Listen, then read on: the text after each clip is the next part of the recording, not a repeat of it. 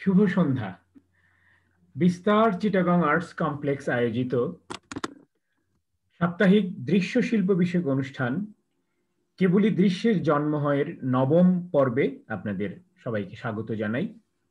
আমাদের আজকের আমন্ত্রিত শিল্পী বাংলাদেশের একজন তরুণ প্রতিভাময়ী বহুমাত্রিক দৃশ্যশিল্পী ইয়াসমিন জাহান নূপুর, যিনি মূলত চিত্রকর, কিন্তু সম্প্রতি তিনি স্থাপনা শিল্প, কৃত্যকলা শিল্প তথা পারফরমেন্স আর্ট এবং ভিডিও চিত্রকর্মেও হাত পাকিয়েছেন, এবং সেসবই এখন হয়ে উঠেছে তার মূল কর্মক্ষেত্র, অর্থাৎ সমকালীন শিল্পকলায় তার প্রধান আগ্রহ।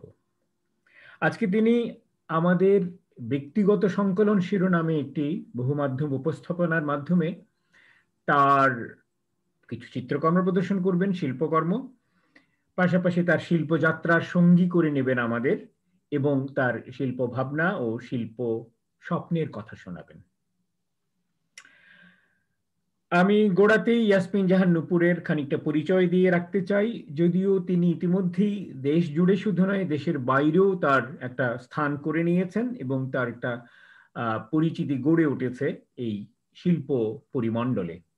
ইয়াসমিন 2004 সালে চট্টগ্রাম বিশ্ববিদ্যালয় থেকে চারুকলায় স্নাতকোত্তর হন, এবং তার 2 বছরের মাথায় তার প্রথম প্রদর্শনী আমরা দেখতে পাই চট্টগ্রাম আলিয়ান্স ফ্রান্সিসে ব্রেকফাস্ট নিউজ শিরোনামে, যেটি পরবর্তীতে একই বছর ঢাকা আলিয়ান্স ফ্রান্সিসেও প্রদর্শিত হয়। এর পরপরই তিনি 2008 সালে 13তম এশীয় দ্বিবার্ষিক প্রদর্শনীতে পুরস্কৃত হন, এবং তার 2 বছরের মাথায় একটি আন্তর্জাতিক আর্টিস্ট রেসিডেন্সি প্রোগ্রামে আমন্ত্রিত হন কমনওয়েলথ দ্বারা, এবং সেটি সংগঠিত হয় মরিশাসে। সেখানেই মূলত তার দ্বিতীয় প্রদর্শনীটি হয়, লং ওয়ে হোম শিরোনামে। এরপর তার আরো 2টি প্রদর্শনী হয় অতি সম্প্রতিকালে পরপর, এবং সে দুটি হয় একই জায়গায়, ভারতের নয়াদিল্লির এক্সিবিট 360 নামক একটি খুব আধুনিক সমকালীন চিত্রশালায়, যার সর্বশেষ প্রদর্শনীটি হয়েছে 2018 সালে ফেনোমেনোলজি অফ পারসেপশন শিরোনামে। আর এর বাইরে অসংখ্য দলীয় বা যৌথ প্রদর্শনী তিনি করেছেন দেশে। তার নিজের প্রতিষ্ঠান, যিনি তার সদস্য, বৃত্ত আর্টস ট্রাস্টে, বেঙ্গল ফাউন্ডেশনে, সামদানি আর্ট ফাউন্ডেশনে, গিদ্রি বাউলিতে, এছাড়া দেশীয় যে এশীয় প্রদর্শনী সেসব তো রয়েছে, কিন্তু এর বাইরেও তিনি প্রায় প্রতিটি মহাদেশেই তার কাজ প্রদর্শিত হয়েছে। ইউরোপ, যুক্তরাষ্ট্র, ইউরোপের বিভিন্ন দেশ, ইটালি, ফ্রান্স, নেদারল্যান্ড, সুইডেন, আমাদের পার্শ্ববর্তী ভারত, নেপাল, পাকিস্তান, দক্ষিণ কোরিয়া ইত্যাদিতে, এবং অনেক কটা রেসিডেন্সিও তিনি করেছেন। দক্ষিণ কোরিয়াতে বললাম, সেখানেও রেসিডেন্সি করেছেন। মরিশাসের কথা আগেই বলেছি, তারপর পাকিস্তানে, তারপর তিনি ভারতে করেছেন, এবং লন্ডনে, এবং খুব সম্প্রতি এই গেল বছর তিনি যুক্তরাষ্ট্রের ক্যালিফোর্নিয়া এবং বোস্টনও দুটি রেসিডেন্সি করেন। তার সর্বশেষ দলীয় প্রদর্শনীটি অনুষ্ঠিত হয়েছে এই বছর লন্ডনে। তো এর বাইরে তার অন্যান্য অনেক ধরনের কাজ রয়েছে। তিনি একজন শৌখিন লেখকও বটে, আর এছাড়া নানাবিধ শৈল্পিক কর্মকাণ্ডে তিনি নিজেকে জড়িয়ে রাখতে পছন্দ করেন। তার একটি কর্মশালাও তিনি করেছেন, আমি দেখলাম, ফেমিনিজমের উপরে, নেপালে সংঘাত গোষ্ঠী আয়োজিত, অর্থাৎ সেই সব সামাজিক বিষয়েও তিনি ওয়াকিবহাল এবং নিজে যুক্ত। তো আজকে আমরা তার কাছ থেকে তার এই গোটা বহুমাত্রিক শিল্প জীবনের গল্পই শুনবো, সেসবের কাজ দেখব। প্রথম পর্বে তিনি আমাদেরকে তার উপস্থাপনাটা দেখাবেন 45 মিনিটের মতো। তারপর আমরা আশা করছি একটা সুন্দর মুক্তালোচনা গড়ে উঠবে তাকে ঘিরে। এখানে যারা জুমে যে কজন এসছেন শিল্পী এবং তার বন্ধু, আমাদের পরিচিতরা, তাদের মাধ্যমেও আমরা কথা শুনবো, এবং লাইভে যারা দেখছেন এবং বিভিন্ন মন্তব্য রাখছেন সেগুলোকে নিয়েও একটি আলোচনার সূত্রপাত করব। তবে আমরা শুরুতেই ইয়াসমিন জাহান নূপুরকে আনুষ্ঠানিকভাবে আমন্ত্রণ জানাচ্ছি বিস্তারের এই আন্তর্জালিক শিল্প পরিসরে। নূপুর। অনেক ধন্যবাদ আলম ভাই, আপনি ডিসক্রিপশন করেন। প্রতিটা মানুষ নিয়ে। অনেক অনেক ধন্যবাদ। এটা আমার চিটং এ আমার মনে হয় যোগের পরে আমি এবারই প্রথম আপনার আমন্ত্রণে এখানে আছি। অনেক ধন্যবাদ আপনাকে। আর আমি আমার আসলে সেশন 2001-এ সামহাউ সেশন জটের জন্য ওটা 2004-এ গিয়ে পৌঁছেছি আমরা। তো আপনাকে অসংখ্য ধন্যবাদ এই জন্য যে চিটাং তো আসলে আমার বেড়ে ওঠার জায়গা। ওই জায়গাটাতে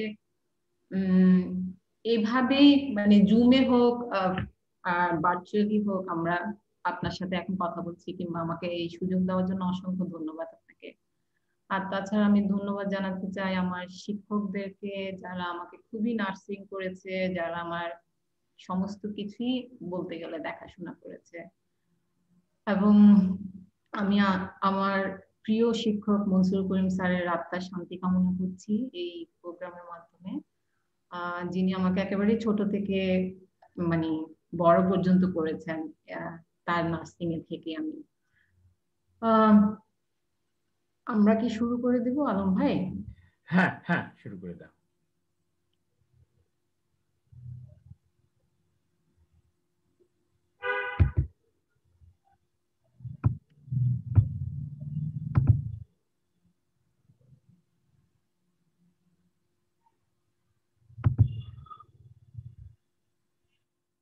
জয়েন করেছে তাদের সবাইকে অনেক অনেক ধন্যবাদ।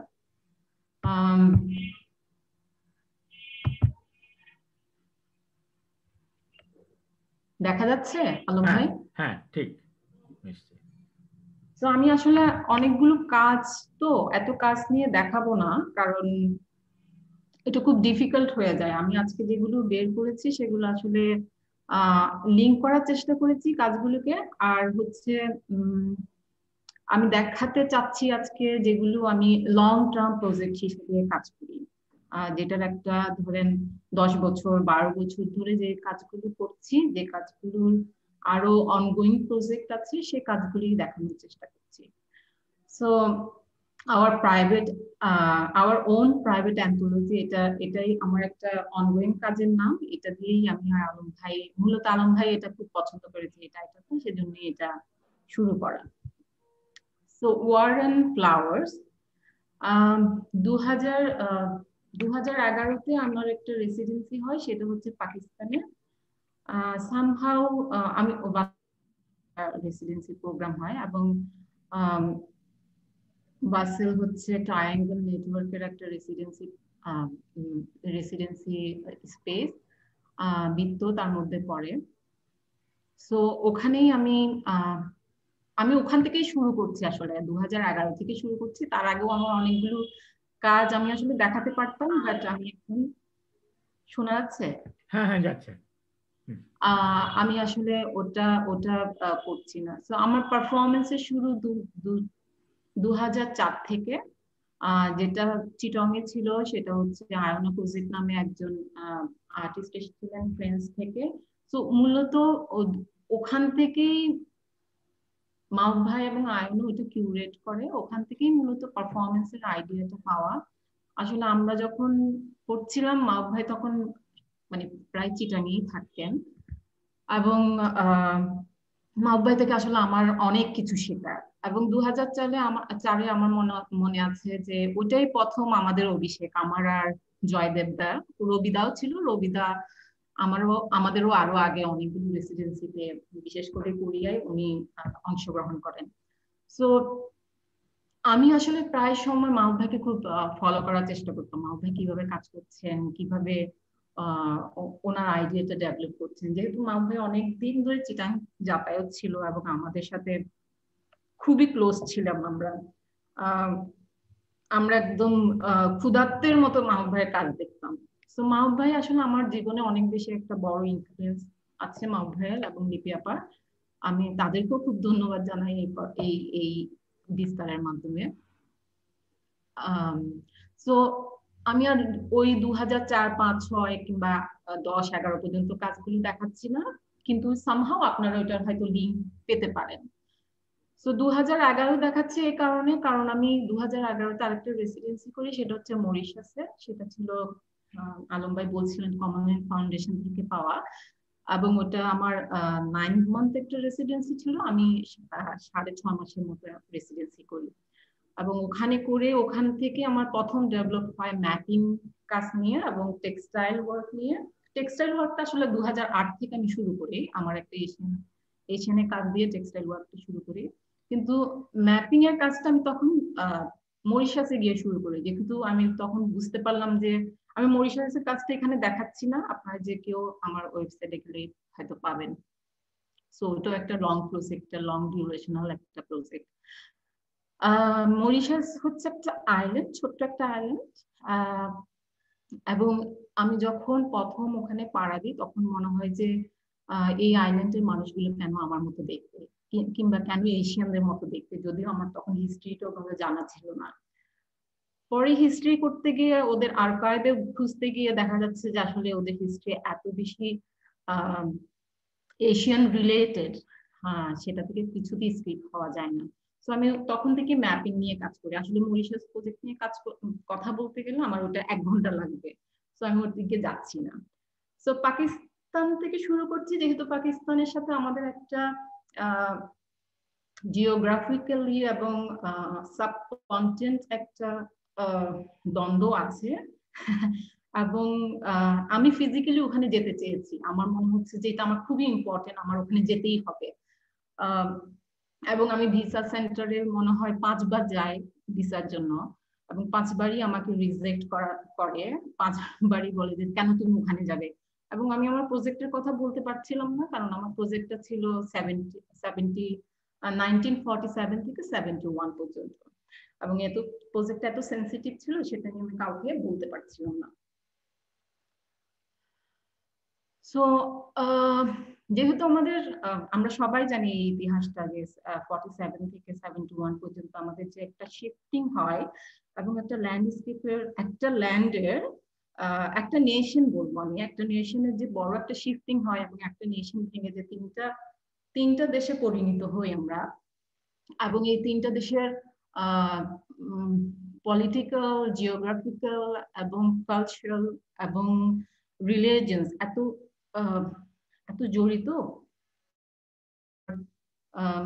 যেটা আমাদের পরিবারের, আমাদের কেন সব পরিবারেই আমার ধারণা কম বেশি খুব যুক্ত আছে এই মেন্টাল এবং ফিজিক্যাল একটা জিওগ্রাফিক্যাল ইয়া থেকে, কন্টেন্ট থেকে।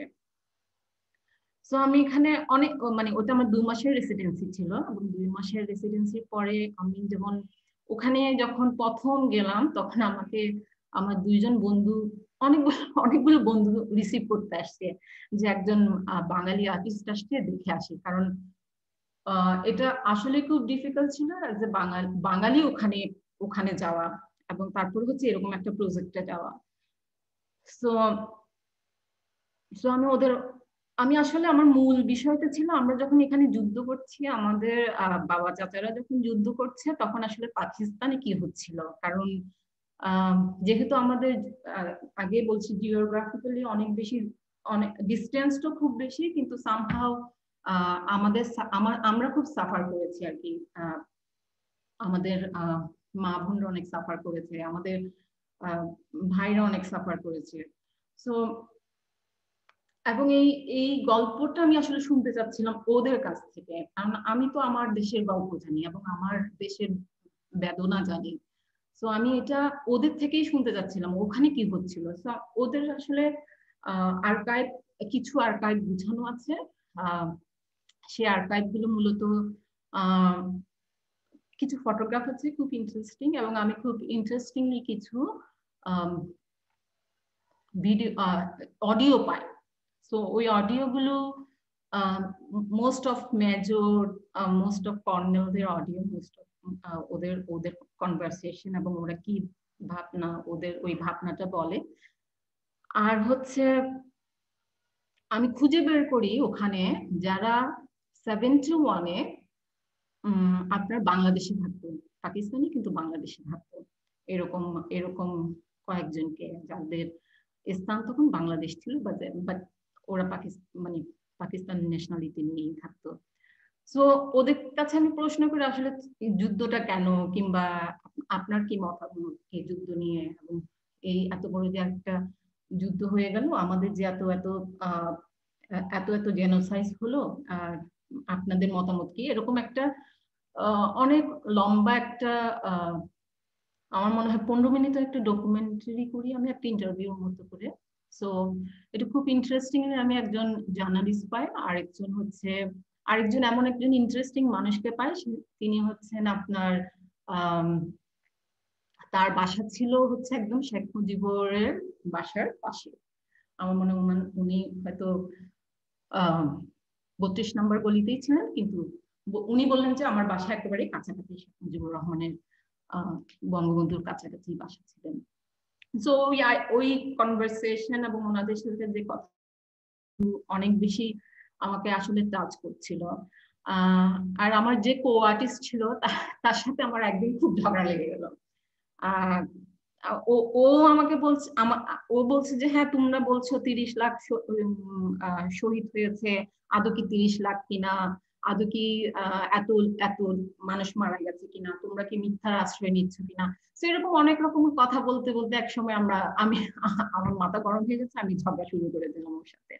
তো এরকম অনেক কিছু ইন্টারেস্টিং এবং অনেক অনেক ঘাত প্রতিঘাতও আমার হয়েছে ওই রেসিডেন্সি প্রোগ্রামে, এবং আমি খুব খুশি যে আমি ওখানে যেতে পেরেছি।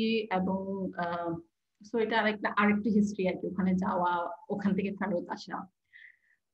সো এখানে আমি 3টা পিলো ইউজ করেছি, এবং 3টা পিলো হচ্ছে যেমন একটা বিছানায় পিলো থাকলে কি হয়, একটা বিছানা হয়। এবং এবং এই পিলোগুলো 3টা কান্ট্রিকে রিপ্রেজেন্ট করার চেষ্টা করেছি। এবং এখানে 71 বেশি এসেছে, যেহেতু আমি অ্যাজ এ বাংলাদেশকে রিপ্রেজেন্ট করছি, এবং আমার মনে হয়েছে আমি বাংলাদেশি হিসেবে ওখানে স্ট্যান্ড করবো।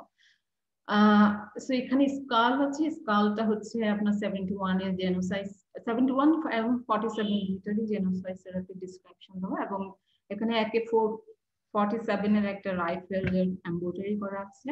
এবং সবচেয়ে ডান দিকে সেটা দেখবেন আপনারা একটা ম্যাপ, সেটা হচ্ছে আমি ওদের আর্কাইভ থেকে কালেক্ট করেছি ওই ম্যাপটা। এবং ওই ম্যাপটা হচ্ছে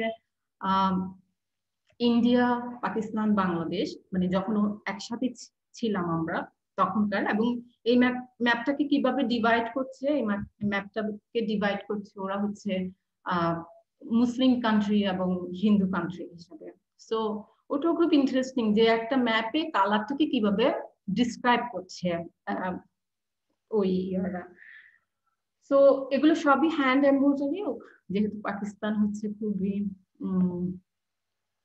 ওদের হ্যান্ড এমব্রয়ডারি খুবই অসম্ভব দারুণ। তো আমি যেহেতু এমব্রয়ডারি নিয়ে কাজ করছি, এবং যেহেতু এমব্রয়ডারি নিয়ে অনেকদিন ধরে কাজ করি, সো আমার কাছে এবং ওদের যে এমব্রয়ডারি ওরা ইউজ করে ওইটা দিয়ে একটা কম্বাইন্ড একটা, এবং সাধারণ একটা পিলো কভার, যেমন আমরা পিলো কভারে কি করে, আমি ছোটবেলায় দেখতাম আমার মা পিলো কভার করতো, পিলো ছবি আঁকতো কিংবা এঁকে ফুল লেখে ওটাতে ইয়া করতো, কিছু লিখে ওটাতে দিত। সো ওটাও আমার একটা ইনফ্লুয়েন্স ছিল, আমার মার একটা প্রভাব আমার মধ্যে আছে। এই পিলো 3টাকেই আসলে ওভাবে একটা ন্যাশনালিটির একটা ডিভাইডেশনটাকে আমি ভাগ করার চেষ্টা করেছি। তো এটা আমার শেষের দিনের পারফরমেন্স, এবং তখন আমি আসলে অত লং ডিউরেশনাল পারফরমেন্স করতাম না, খুবই শর্ট ডিউরেশনাল পারফরমেন্স করতাম। এবং এই ইভেন্টটা খুব ইন্টারেস্টিং ছিল যে আমার এক বন্ধু ছিল, সে পুরোপুরি শেখ মুজিবুর রহমানের আমাদের বঙ্গবন্ধুর ভাষণটা পুরোপুরি ইংলিশে ট্রান্সলেট করে ও বঙ্গবন্ধুর মতোই দেয়। এবং আমার কাছে খুব ভালো লেগেছে, মানে ও হচ্ছে পাকিস্তানে বড় হওয়া, পাকিস্তানে বেড়ে ওঠা ওর, এবং কিন্তু ও যখন পারফরমেন্স করছে, ও রোল প্লে করছে একজন বাংলাদেশী। সো আমার এই পারফরমেন্সটা আধা ঘন্টার পারফরমেন্স। আসলে এটা আধা ঘন্টার পারফরমেন্স না, এটা একটা তার আগের দিন একটা জার্নি ছিল, সেটা ছিল যে আমি জাস্ট এই ড্রেস কোডটা পরে ওদের একটা মার্কেটও অনেকক্ষণ দাঁড়িয়ে থাকি 1 ঘন্টার মতো মুখে মিরর দিয়ে। তো যেই যায় সেই আমার একটা মুখে আমার আমার ফেসে ওর ফেসটা রিফ্লেক্ট করে। এবং ওখানে মার্কেটে যেহেতু দাঁড়ায় থাকি অনেক অনেক মানুষও আসতে থাকে, জিজ্ঞেস করতে থাকে কেন কেন এইভাবে দাঁড়ায় আছে এরকম একটা স্ট্রেঞ্জার। সো আমার যেমন বন্ধুরা ছিল ওরা ডিসকাস করছিল যেহেতু ও বাংলাদেশ থেকে আসছে, ও আসলে তোমার প্রতিচ্ছবি, ওর মুখে তোমার প্রতিচ্ছবি দেখতে চায়। সো এটা একটু একটু অন্যরকম ছিল, যেহেতু আমি এখানে প্রোমোগানেট ইউজ করেছি। প্রোমোগানেটটা আমার কাছে খুবই ইন্টারেস্টিং লাগে অ্যাজ এ অবজেক্ট হিসাবে, যেহেতু এই ফলের একটা রং রস এবং এই ফলটা একটা অনেক রকমের একটা স্ট্যাটিক সেন্স দেয় আমার কাছে মনে হয়। এবং আমি এখানে অনেকগুলো গোলাপ নিয়ে ভিউয়ারদেরকে অফার করার চেষ্টা করি যে গোলাপটা কে নেয়, এবং আমার পায়ে একটা শিকল থাকে যেটা একটা পিলারের সাথে বন্ধ থাকে। সো ওটা ভাঙার চেষ্টা করি, কিন্তু ওই যে ভাঙার চেষ্টা করতে গিয়ে আমার পাতে যে ব্যথা হচ্ছে, কেউ যে আমাকে মানে এটা খুব স্ট্রেঞ্জ আর কি, এতগুলো মানুষ একসাথে দেখছি কিন্তু কেউ আসলে আসছে না। সো এই পজিশনটা খুব সিমিলার, 7-1 এর পজিশন আর আজকের পজিশন সে যেখানে করি না কেন আমরা খুব সিমিলার রোল প্লে করি। এবং আমি সেম হাও পায়ে ব্যথা পাচ্ছিলাম এবং সেম টাইম আমি দেখতেও পাচ্ছিলাম না কাউকে।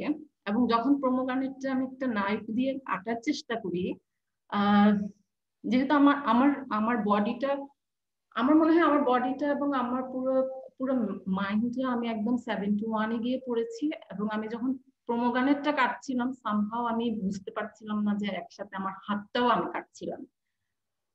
সো হ্যাঁ, এটাই হচ্ছে। পরে অবশ্যই সবাই এসছে, যাই হোক। তো এটা নিয়ে আমরা পরে কথা বলতে পারি, কারণ এটার একটা স্ট্রেঞ্জ অনেকগুলো বিষয় আছে। মানে কেন আমি পাকিস্তানে যেতে চাইলাম, কেন আমি কাজটা করতে চাইলাম, এবং পাকিস্তানি কেন করতে চাইলাম, এবং পাকিস্তান থেকে আসার পরে আজ পর্যন্ত আমার যেমন ইন্ডিয়ান ভিসা পেতে প্রতিবারই আমার একটা লম্বা লাইন দিতে হয়, এবং লম্বা আমার প্রতিবারই ভিসা আটকায় থাকে, পাসপোর্ট আটকায় থাকে ইন্ডিয়ান এমবাসিতে।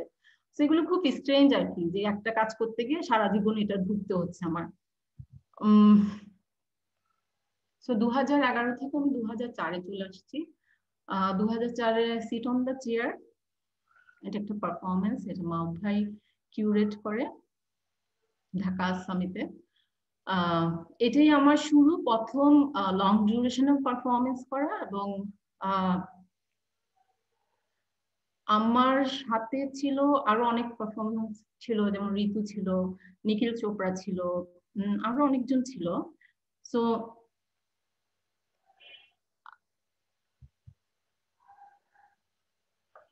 এই পারফরমেন্সটা আসলে আমার অনেক আগে থেকে প্ল্যান করা ছিল। মানে 2011-তে মরিশাসে যে পারফরমেন্স করতে চেয়েছি, আমার মনে হচ্ছিল যে আমি আসলে মরিশাসে একটা পারফরমেন্স করতে চেয়েছিলাম।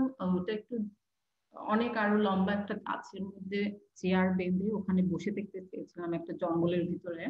সো সামহাও আগের পারফরমেন্সটা আমার খুব টাফ হয়ে যাওয়াতে আমি মনে হয় অজ্ঞান হয়ে যায়, যার কারণে কিউরেটর আমাকে আর অ্যালাউ করেনি ওই পারফরমেন্স করতে অ্যালাউ করেনি ওটা করতে দিতে। এবং সামিতে ওটা আমি ওইটাই করবো, মাম ভাইকে বললাম যে না এটাই আমি করতে চাই আসলে আবার।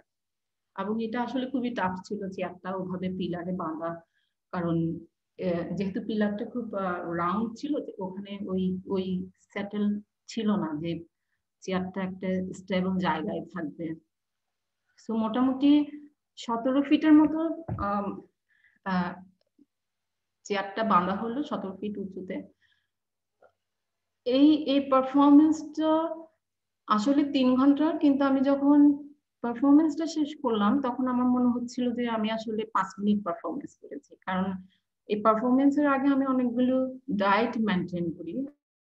ডায়েট গুলো আমাকে পরে হেল্প করে পারফরমেন্সটা করতে। এবং আমি যেটা বলতে চাই, পারফরমেন্সে বডি খুব ইম্পর্টেন্ট, টাইম খুব ইম্পর্টেন্ট এবং স্পেস খুব ইম্পর্টেন্ট, এবং স্পেসটাকে নিয়ে ভাবাটা খুব ইম্পর্টেন্ট একজন আর্টিস্ট হিসাবে। কারণ স্পেসের মধ্যে এত এত কিছু থাকে না, যেটা হচ্ছে ওই ওই জায়গাটাতে না বসলে আসলে বোঝা যায় না। এবং এই চেয়ারটা এমন ভাবে ফিট করা হয়েছে যেটা হচ্ছে নিচ থেকেও আমাকে আমাকে এমন ভাবে দেখবে যেমন আমি ফ্লোটিং একটা অবস্থায় আছি। আর ও যেহেতু প্লাজার মধ্যে, মানে এখানে সেকেন্ড ফ্লোর এবং থার্ড ফ্লোর দুইটাই দেখা যায়, এবং থার্ড ফ্লোরটা হচ্ছে সরাসরি দেখা যায়। সো একটা স্ট্রেঞ্জ ফিলিংস হয় আমার এই পারফরমেন্সটা করতে গেলে, এই করার পরে, যে একটা শূন্যের উপর থাকা, এবং মানে টাইমটা না আমার কাছে তখন খুব অদ্ভুত লাগে, টাইমের যে সিকোয়েন্স গুলো, মানে আমি প্রেজেন্ট আছি কিন্তু আমার টাইমটা পাস্ট হয়ে যাচ্ছে। আমি যখন আমার প্রেজেন্ট থেকে আমি যখন ফিউচারে যাচ্ছি এবং আমার টাইমটাকে, আমার ফিউচারটা তখন পাস্ট হচ্ছে, তাহলে প্রেজেন্টটা খুব মূল্যবান এখানে।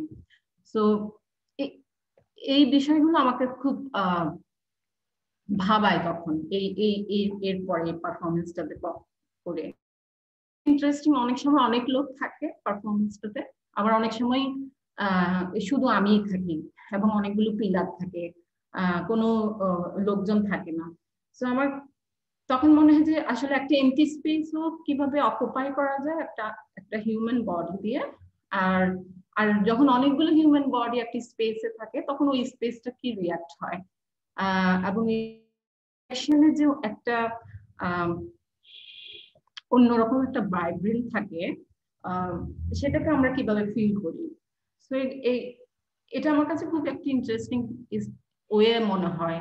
সো আমি এখানে দেখাচ্ছি যেহেতু এটা একটা মানে এমন এমন হয়নি যে আমার এই পারফরমেন্সটা করতে আমি 3 মাস আগে ভেবেছি, সেরকম না। আমি আসলে এই পারফরমেন্স করার আগে 4 বছর আগে ভেবেছি যে এটাই আমি করতে চাই। আমি একটা স্পেস খুঁজছিলাম যে এরকম একটা যেটা এই পারফরমেন্সটা করা যাবে। So crossing the border, bring the together, এটা the same project যেটা আমি পাকিস্তান থেকে শুরু করে, সরি মরিশাস থেকে শুরু করেছি, but it is still ongoing একটা প্রজেক্ট। 2013-তে ভেনিস বিয়েনালে করা, ওখানে মামুন স্যারও ছিলেন, আর অনেকেই ছিলেন, লালা রুকসেন ছিলেন। এবং তখন আমার আসলে জামদানি নিয়ে কাজ শুরু করা, এবং জামদানি একটা যেহেতু জামদানি এবং মাসলিনের একটা ইন্টারেস্টিং হিস্ট্রি আছে, এবং এই হিস্ট্রির কারণেই আসলে একটা ক্লোদিং, একটা কটনকে কিভাবে আমরা দেখি, আই মিন কিভাবে দেখি না, এগুলো যে জীবনযাত্রা ছিল, এবং এই জীবনযাত্রাগুলো যে অনেকগুলো কলোনিয়াল দৃষ্টিভঙ্গির কারণে শেষ হয়ে যায়, আমাদের এই ঐতিহ্যগুলো হোক, আমাদের এই প্রয়োজনগুলো হোক। সো এই কলোনিয়াল টাইমে আসলে আমাদের অনেকগুলো বিষয় আসলে আমরা ডিস্ট্রয় হয়। তার মধ্যে হচ্ছে মাসলিন একটা, এবং মাসলিনের যে ইতিহাস, এত এত লম্বা ইতিহাস, এটা আসলে 200 বছরের ইতিহাস না, এগুলো আসলে 1000 বছরের ইতিহাস। এবং আমাদের তাঁতিরা কি পৃথিবীর সবচেয়ে ফাইন কটন তো এখান থেকে বুনতো। এবং আপনি যদি পুরনো কোনো পেন্টিং দেখেন, ইভেন পুরনো কোনো ইউরোপিয়ান আর্টিস্টদের পেন্টিংও যদি দেখেন, তাদের যদি ফ্যাব্রিক দেখেন, তো আপনি বুঝতে পারবেন এই ফ্যাব্রিকটা আসলে কোত্থেকে আসছে। এবং এই ফ্যাব্রিকের যে মাসলিন, এবং এটা আসলে এই বাংলা থেকেই যাওয়া। আর তাছাড়া হচ্ছে মোগল পিরিয়ডে যেমন মাসলিনটা খুব বেশি উন্নত হয়, যেমন এই সুতার মধ্যে অনেকগুলো কাউন্ট থাকে। সো 400 কাউন্ট যেটা বলছে সেটা হচ্ছে খুবই ফাইন, এত ফাইন যে এটা দেখা যায় না, এত মসৃণ যে এটা আসলে কিছুতেই দেখা যায় না, কিন্তু যখন সে পড়ছে সেটা একটা সেকেন্ড স্কিন হিসেবে চলে আসতেছে। এবং এটা যে দাম, এটা যে এলিগেন্ট একটা বিষয় আছে, এবং এটা যে একটা হাতে তৈরি, এটাই আসলে ব্রিটিশরা সামহাও নিতে পারেনি, এবং এটার জন্যই বলা হয় যে তাঁতিদের আঙ্গুল কেটে ফেলেছে, তাঁত নষ্ট করে দিয়েছে, এবং তাঁতিদেরকে পুশ করে অন্য জায়গায় অন্য একটা প্রফেশনালে শিফট করার চেষ্টা করেছে। এই যে একটা প্রফেশনাল শিফটিং আছে আমাদের একেবারে আদি থেকে, এই প্রফেশনাল শিফটিংটা আসলে কি হচ্ছে, একজন তাঁতি আসলে কিসে পরিণত হচ্ছে। সো ওই শিফটিং কিন্তু এখনো বন্ধ হয়নি, ওটা কিন্তু কন্টিনিউয়াসলি চলতে আছে। তো এটা হচ্ছে অনেক বড় একটা কাজ। আমার মনে হয় এটা 22 ফিট আর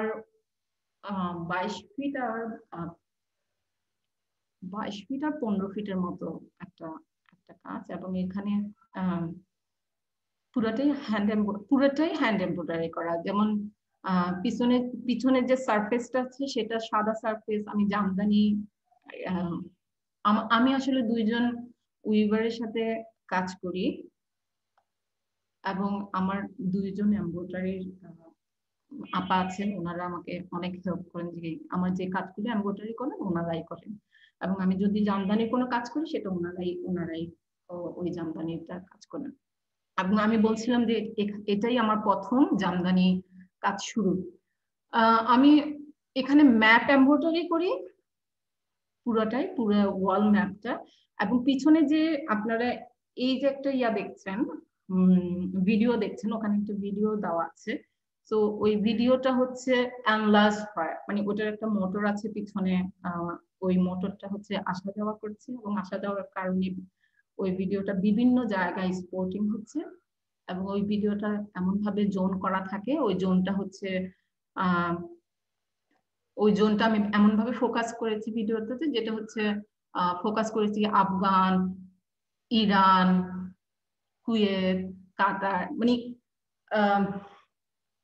ইরাক, এই জোনগুলো ফোকাস করার চেষ্টা করেছি, যেগুলো হচ্ছে আসলে খুব একটা ডেঞ্জার একটা জোনের মধ্যে আছে, পাকিস্তান, বাংলাদেশ, যেগুলোকে সহজেই যে কেউ ব্লেম দিতে পারছে ইসলামিক একটা রিলিজিয়ন্সের কারণে, বলছে যে এটাই টেরোরিস্ট, ওরা টেরোরিস্ট, এই টেরোরিজমটার একটা তকমা লাগাই দিচ্ছে আমাদের এই কয়েকটা দেশের মধ্যে। তো এগুলো খুব পলিটিক্যাল একটা ইস্যু, এবং এই ইস্যুগুলো নিয়ে হয়তো আমরা আসলে ভাবি না, কিংবা ভাবলেও কিছু করার নেই, এরকম একটা বিষয় আসলে। সো এই যেহেতু জামদানি, যেহেতু অনেক ফাইন একটা ফ্যাব্রিক, এবং এই প্রজেকশনটা যখন হয় ফ্যাব্রিকের উপর, ফ্যাব্রিকটা থ্রু করে আসলে পুরাটা রুমের উপর ওই প্রজেকশনটা পড়ে। সো ও যখন মুভ করে মেশিনটা, ওই ওই ম্যাপ গুলো তখন মুভ করে পুরো রুমটার মধ্যে। এবং যেহেতু আবার বলছি, যেহেতু এটা একটা ফাইন টেক্সটাইল, ফাইন কটন, এবং ওই শেডের কারণে শেড থেকে একটা বের হয়ে আলাদা একটা স্কাল্পচারে তখন ওই কাজটা চলে আসে, যেমন এই কাজটা। তো আমি আসলে খুব কম স্লাইড দেখাচ্ছি, এত বেশি স্লাইডও আমি যেতে চাই না। এটা হচ্ছে ওই কাজটা নিয়ে, এটা আমার একটা অনগোয়িং প্রজেক্ট। এটা আমি শুরু করেছি 2014-তে, আমার ওন প্রাইভেট অ্যান্থোলজি। তো মূলত হচ্ছে যেহেতু আমি একটা মেয়ে, এবং আমার অনেক বেশি সময় ঘরে থাকতে হয়, এবং কম বেশি আমরা যদি অফিসও করি, যে মেয়ে, তার এসে ঘরে অনেক কাজই করতে হয়, মানে একটা মেয়ের আসলে অনেক কাজ করতে হয়। ছেলের কাজ করতে হয় না সেটা বলছি না, অবশ্যই করতে হয়, কিন্তু আমার মনে হয় একটা মেয়ের না অনেক কাজ করতে হয়। সেটা হয়তো একটা ছেলেও অনেক কাজ করলে অনেক কিছু, আমার কাছে মনে হয় যে বোধহয় অনেক কিছু মিস হয়ে যায় একটা ছেলের। তো আমি ডিভাইডেশন করছি না, আমি জাস্ট আমার কথা। এগুলো এটা লং ডিউরেশন, 4 ঘন্টার একটা পারফরমেন্স। এটা প্রথম শিল্পকলায় করা 2014-তে, 25 কিলো আটা নিয়ে করা। সো কন্টিনিউয়াসলি আমি আটাটা আসলে মাখতে থাকি একদম শুরু থেকে। সো এই এই আটাটা মাখতে মাখতে আটাটা একটা সময় আমার সাথে চলে আসে, আমার সাথে হয়ে স্কাল্পচার হয়ে যাচ্ছে একবার, আবার আটাটা নিজের ফর্মে ফিরে যাচ্ছে। এবং আমি আসলে এটাকে রিপ্রেজেন্ট করছি অ্যাজ এ গ্র্যান্ডমাদার্স জব হিসেবে। আমার গ্র্যান্ডমাদাররা কিভাবে কাজ করতেন, কি মানে এই যে কন্টিনিউয়াসলি একটা ওমেন ওয়ার্ক, মেয়েদের যে একটা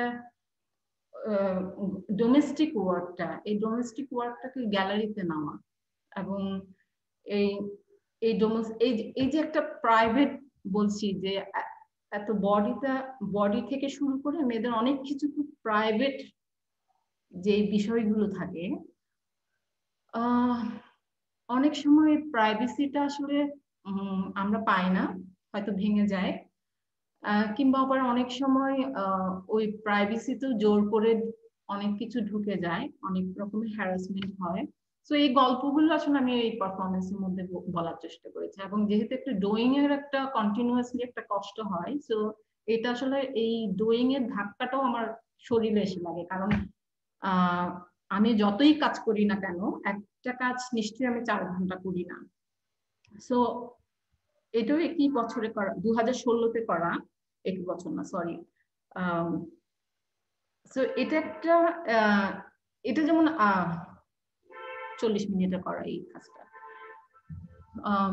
এটা সামনে অনেকগুলো অডিয়েন্স ছিল। তো আমি যখনই আটাটা মাখার চেষ্টা করছিলাম, আটাটা বানানোর চেষ্টা করছিলাম এবং রুটি বানানোর চেষ্টা করছিলাম, এবং একই সাথে অনেকগুলো প্রশ্ন করার চেষ্টা করছিলাম অডিয়েন্সকে যে আপনার বাবা কি রুটি বানান কিনা, আপনার দাদা কি রুটি বানাতেন কিনা, সেরকম রুটি বিষয়ে অনেক কিছু প্রশ্ন করছিলাম। এবং এগুলো আপনার বাবারা কি রান্না করেন কিনা, সেটা খুব স্ট্রেঞ্জ একটা উত্তর আসছিল আমার কাছে। কারণ অডিয়েন্সও আমাকে রেসপন্স করছিল যে হ্যাঁ করি, কেন করব, কিংবা না আমার ওয়াইফ করে, হ্যাঁ আমার বাবা তো রান্না করেন। সেরকম খুব ফিমেল কিছু আইডিয়া থেকে এই কাজটা আসলে ডেভেলপ করা, এবং এটা আসলে এখনো চলছে এই কাজটা।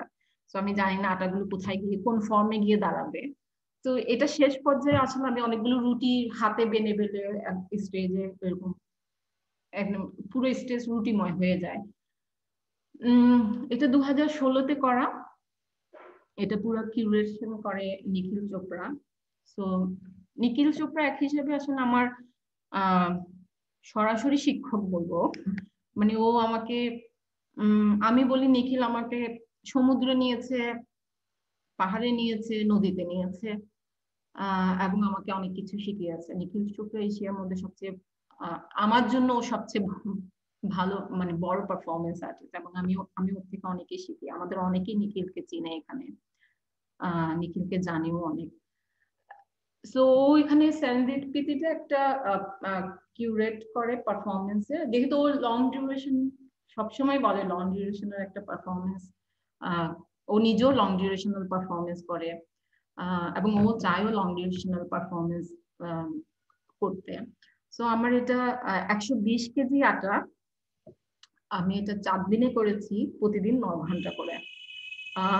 এটা আমাদের জন্য খুব টাফ ছিল, যেহেতু একটা গ্যালারির মধ্যে করা, ওরা কিছুতেই আটাটা অ্যালাউ করছিল না, যেহেতু আটাটা একটা মানে বাতাসের মাধ্যমে যে কোনো কাজের সামনে যেতে পারে এবং যে কোনো কাজ নষ্ট হতে পারে, এরকম একটা কথা বলে আসছে মানে ওই অর্গানাইজেশন থেকে। কিন্তু যেহেতু নিখিল যেখানে আছে সেখানে সবকিছু হচ্ছে মাপ আর কি।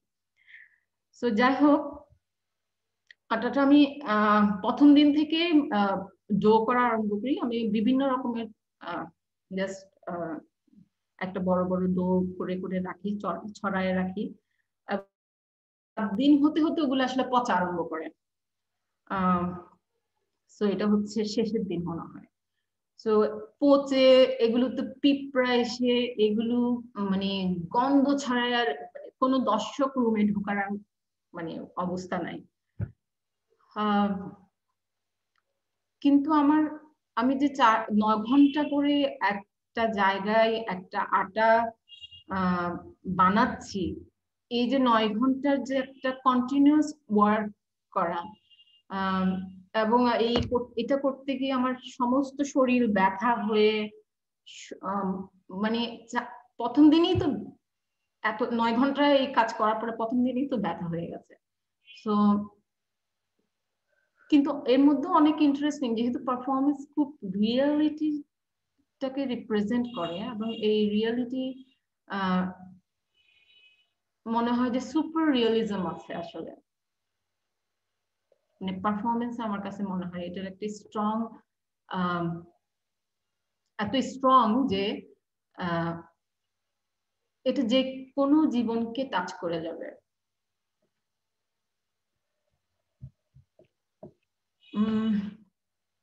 এবং শেষের দিন আমি আমার বন্ধু সহ মিলে আমার পরেই হচ্ছে ওর পারফরমেন্স ছিল, তখন আমি আমার বন্ধু একসাথে মিলে আটাগুলোকে একটা নদীতে আস্তে আস্তে করে ছেড়ে দিলাম, এরা এসে তারপর আটাগুলো শেষ করে আর কি। কিন্তু এটা আমি এখনই শেষ বলছি না, যেহেতু এটা আমি বলছি যে লং ডিউরেশনাল প্রজেক্ট, এবং লং ডিউরেশনাল প্রজেক্টের মধ্যে এর নেক্সট প্রজেক্ট কি আসবে আমি আসলে জানি না, যার কারণে আমি এটা শেষ উত্তরটা এখন দিতে পারছি না। Pattern of the textile score, ওটাও একই টেক্সটাইল নিয়ে করা, এবং এই টেক্সটাইলটা যেটা বলছিলাম যে আমি 2008 থেকে শুরু করি টেক্সটাইলটা নিয়ে, কিন্তু মানে জামদানি নিয়ে কাজ করি 2013 থেকে। সো এটা আমার একদম অনেক লম্বা একটা প্রজেক্টের কাজ করা।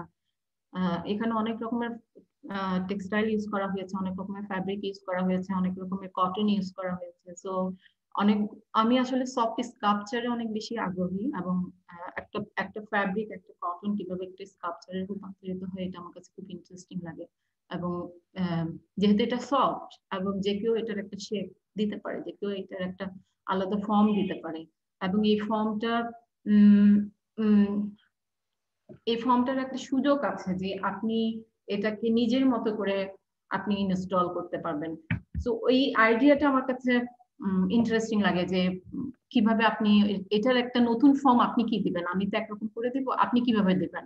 মানে এখানে তো অ্যাবসলিউট ট্রু বলে কিছু নাই, যেহেতু এটা খুবই মোলায়েম, এটা খুবই ফাইন, এবং এই ফাইননেস এর যে একটা এটার এক্স্যাক্টলি কিছু হবে না। আমরা যখন কাজ ইনস্টল করি একটা স্পেসের মধ্যে, তখন যখন অনেক মানে ফ্যাব্রিকের কাজ কিংবা এই টাইপের সফট স্ট্রাকচারের কাজ, এটার মধ্যে আসলে এক্স্যাক্টলি সেন্টিমিটার মেপে এগুলো কিছু হয় না। তো আমার কাছে এটা খুব মজা লাগে এই কাজগুলো এভাবে করতে। তো এই কাজটার নাম হচ্ছে গোল্ডেন নেট। এটা আসলে জরি সুতা আছে না, যেগুলো দিয়ে এমব্রয়ডারি করে যে মেয়েদের জামা কাপড়ে। তো আমি অনেকগুলো জরি সুতা কিনে ওটাকে একটা ফিশিং নেট বানানোর চেষ্টা করি। তো এই নেটটা যখন বানাচ্ছিলাম তখন আমার কাছে একটা ছোটবেলার গল্প খুব মনে পড়ছিল, আমরা মনে হয় কম বেশি সবাই পড়েছি এই গল্পটা। সেটা হচ্ছে গোল্ডফিশের গল্পটা, যে একটা জেলে প্রতিদিন ইয়াতে যায়, সমুদ্রে যায়, এবং ও জাল ফেলে, আসলে কোনো মাছ উঠে না।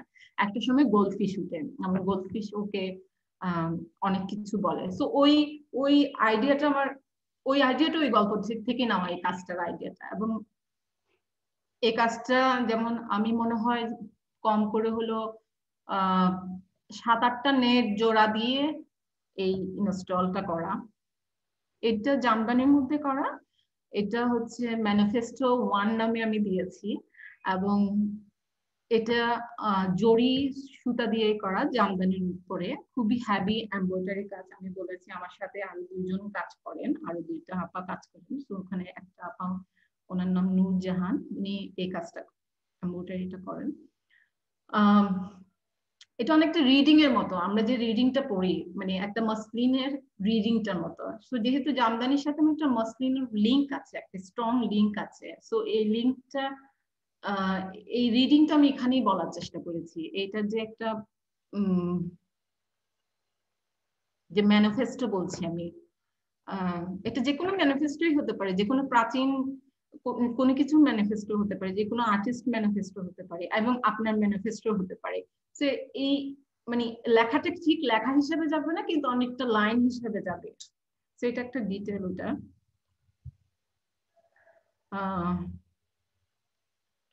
এটাও জামদানিতে করা। এটা আমাদের ওই যে মেলায় থাকে না কিছু কাগজ দিয়ে এরকম একটা কলকির মতো করে ওই ফর্মটাকে নিয়ে কাজ করা আসলে। তো এখানে যে জামদানিটা ছিল সে জামদানিটা, যেহেতু জামদানি পুরোটাই হাতে তৈরি, এবং এই জামদানিটা আমরা এমন ভাবে বোনার চেষ্টা করেছি, সেটা হচ্ছে আপনার 6 ইঞ্চ করে, মানে আপনার লংটা অনেক ছিল কিন্তু আপনার প্রস্থটা ছিল 6 ইঞ্চ করে। সো জামদানিতে 6 ইঞ্চ বোনা আসলে ভেরি টাফ। সো আমরা একটা নতুন তাঁত বানালাম, তাঁত বানিয়ে নতুন সবকিছুই শান থেকে শুরু করে সবকিছুই ওই এই কাজটার জন্য বানানো হয়েছে।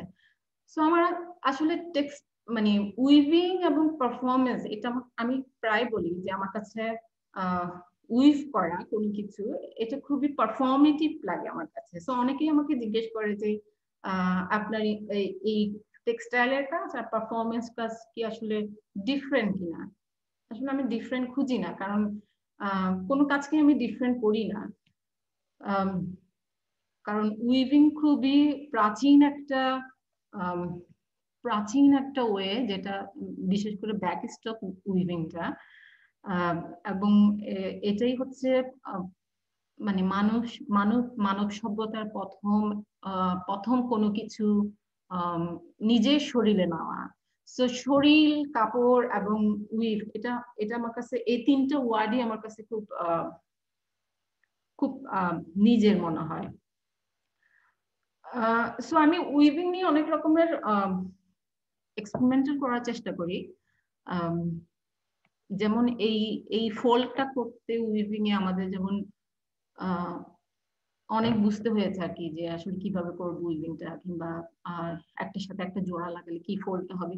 তো এটা না খুব ইন্টারেস্টিং, এটা দেখতে খুব বড় মনে হয়, এবং যখন কিন্তু এটা আসলে এতটুকু সাইজ, যখন এটা ফোল্ড করা হয় তখন এটা এতটুকু সাইজ হয়ে যায়। এবং সেটা হচ্ছে কটনের জন্য এবং কটনের কাউন্টিং এর জন্য। তো এটা সুতা হচ্ছে 120 কাউন্টের সুতা। 120 কাউন্ট হচ্ছে অনেক চিকন সুতা। তো এটা হচ্ছে তিনটা লেয়ার।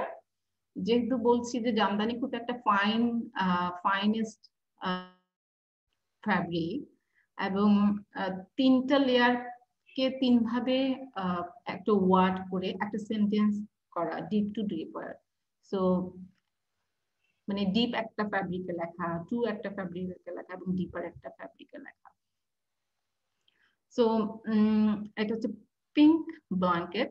এটা আসলে আমি ঠাকুরগাঁই করি, স্বাধীন ভাইদের গিদ্রি বাউলি অর্গানাইজেশনে যখন যায় তখন আমি আসলে উইভিংটা, ব্যাকস্টক উইভিংটা শেখার চেষ্টা করি, এবং ওখানে আরো 2জন মহিলা ওরাই আসলে করে মূলত। সো একটা ব্ল্যাঙ্কেটকে কিংবা একটা প্লেন ফ্যাব্রিককে একটা স্কাল্পচারে দেখানো, এবং এই ফ্যাব্রিকের যে আছে ওই ডিটেল গুলো দেখা, উইভিং এর যে ডিটেল আছে ওই ডিটেলকে দেখা আসলে আমার কাছে অন্যরকম লাগে। আমার কাছে মনে হয় যে প্রতিটি উইভিং এর মধ্যে একটা গল্প আছে, একটা ডিটেলিং আছে, একটা পারফর্মেটিভ বিষয় আছে। যেহেতু এই পুরো প্রজেক্টের নামই ছিল pattern of the textile score, এবং আমি অনেকদিন ধরে ওই প্যাটার্ন গুলো নিয়ে কাজ করছিলাম, যেমন জামদানি প্যাটার্ন, বিভিন্ন রকমের জালির প্যাটার্ন। এবং দেখা যাচ্ছে যখন আমি প্যাটার্ন গুলো আপনার আলাদা করে কিংবা একসাথে অনেকগুলো প্যাটার্ন আঁকার চেষ্টা করি, তখন এটার আসলে একটা আর্কিটেক্ট একটা সেন্স আসে, এবং একসাথে কম্বাইন করলে দেখা যায় যে এটা এই প্যাটার্নটা আসলে ডিফারেন্ট একটা রূপ নেয়, যেহেতু একটা প্যাটার্নের সাথে আরেকটা প্যাটার্ন যোগ হয়, এবং এই প্যাটার্নটা যখন আপনার টেক্সটাইল ইউজ করেন সেটা খুব ডিফারেন্ট হয়, এবং যখন কাগজ ইউজ হয় তখন খুব ডিফারেন্ট হয়। তো এরকম আমার মনে হয় এটা 50টার মতো ড্রয়িং ছিল, মানে অনেকগুলো ড্রয়িং থেকে এগুলো বাছাই করা একটা ড্রয়িং। এটা একটা ডিটেল।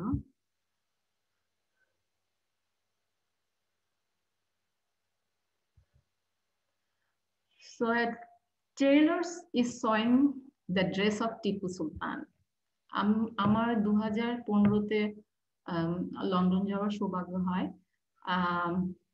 সো আমি আসলে গিয়ে আমি ওই যে ব্রিটিশ মিউজিয়াম দেখার চেষ্টা করি। সো ব্রিটিশ মিউজিয়াম দেখতে দেখতে একটা সময় আমি আমি হচ্ছে এশিয়ান সেকশনে গিয়ে দাঁড়িয়ে যাই, কারণ এশিয়ান এশিয়ান সেকশনে অনেক কিছু আছে, যেমন ইরান একটা বিশাল বড় সেকশন জুড়ে ইরান, এবং এত কিছু ঘোরার পরে আমি আসলে যেখানে দাঁড়াই সেটা হচ্ছে টিপু সুলতান ড্রেসে, এবং টিপু সুলতান ড্রেসটা দেখে আমি আর ওখান থেকে সরতে পারি না, ওখানেই আটকাই ছিলাম মনে হয় 2 ঘন্টার মতো, যেহেতু টিপু সুলতান ড্রেসটাই হচ্ছে মসলিন, এবং ওই প্রথম মনে হয় আমি খুব ক্লোজলি মসলিন দেখি, এবং ওই ড্রেসটা পুরাটাই মসলিনে করা ওর ওর ড্রেসটা, এবং ড্রেসটার মধ্যে যে একটা এলিগেন্ট বিষয় ছিল, ড্রেসটার মধ্যে যে একটা কি বলবো, একটা যে একটা দেশীয় বিষয় ছিল, এবং টিপু সুলতান ভাবতেও আমার অন্যরকম লাগছিল। এবং যেহেতু টিপু সুলতান কিন্তু খুব ইম্পর্টেন্ট একটা রোল এই এশিয়ার মধ্যে, বিশেষ করে এই বাংলার মধ্যে, কারণ ওকে যখন ওই হচ্ছে মানে সিরাজউদ্দৌলার পরে তো ওকে মারা হয়, এবং ওকে যখন ও যখন মারা যায়, তখন ওর যে মানে আমি যতটুকু পড়েছি তত হচ্ছে ওর যে মৃত্যুর পরে ওর যে ড্রেসটা ছিল সেটা আসলে মসলিনের ছিল, ওটা মসলিন, ও ও তখন একটা মসলিনের ড্রেস পরা ছিল। তো ওটা ওটা ওর মিউজিয়ামে ছিল না, কিন্তু টিপু সুলতানের বাঘ, সুলতানের তলোয়ার, টিপু সুলতানের জুয়েলারি সমস্ত কিছুই আসলে মিউজিয়ামে, মানে আমাদের সমস্ত কিছুই ওদের মিউজিয়ামে, এবং আমাদের কাছেই কিছু নাই। যেহেতু আমার একটা টেক্সটাইলের আলাদা একটা কাজ আছে, তখন আমি ওই ইয়া থেকে আর যেতে পারি না, ওই টেক্সটাইলের সেকশন থেকে আমি আর বের হতে পারি না, আমি ওর ড্রেসটাই দেখছিলাম বসে বসে। এরপরে আমি মনে হয় আবার যাই 2018-তে, গিয়ে আবারও একই একই জায়গায় আমি মানে আর কোনো সেকশন দেখিনি, আমাকে কেউ জিজ্ঞেস করলে আমি হয়তো বলতেই পারবো না ব্রিটিশ মিউজিয়ামে আর কোনো কিছু দেখেছি কিনা, আমি শুধু ওই টিপু সুলতান ড্রেসটার কাছে গিয়ে বসে থাকি। সো আমি দেশে ফিরে ওর টিপু সুলতান ড্রেসটার আসলে এখানে একটা ছবি দিলে ভালো হতো, যে প্যাটার্ন গুলো ছিল এই প্যাটার্ন গুলোকে নিয়ে আমার উইভারের সাথে কাজ করি, এবং যেহেতু একটু গোল্ডেন প্যাটার্ন ছিল ওর পুরো ড্রেসটার মধ্যে, যদিও ছোট ছিল, মানে এখানে জামদানির ফলে একটু বড় হয়েছে প্যাটার্নটা, কিন্তু ছোট ছিল। তো আমি 2 দিন ধরে ওয়ার্টল গ্যালারিতে 2 দিন ধরে টিপু সুলতান ড্রেসটা বানানোর চেষ্টা করি, হুবহু একই একই ড্রেস, একই রকম সাইজ, সমস্ত সাইজ আমি ইয়া থেকে নিয়ে আসি।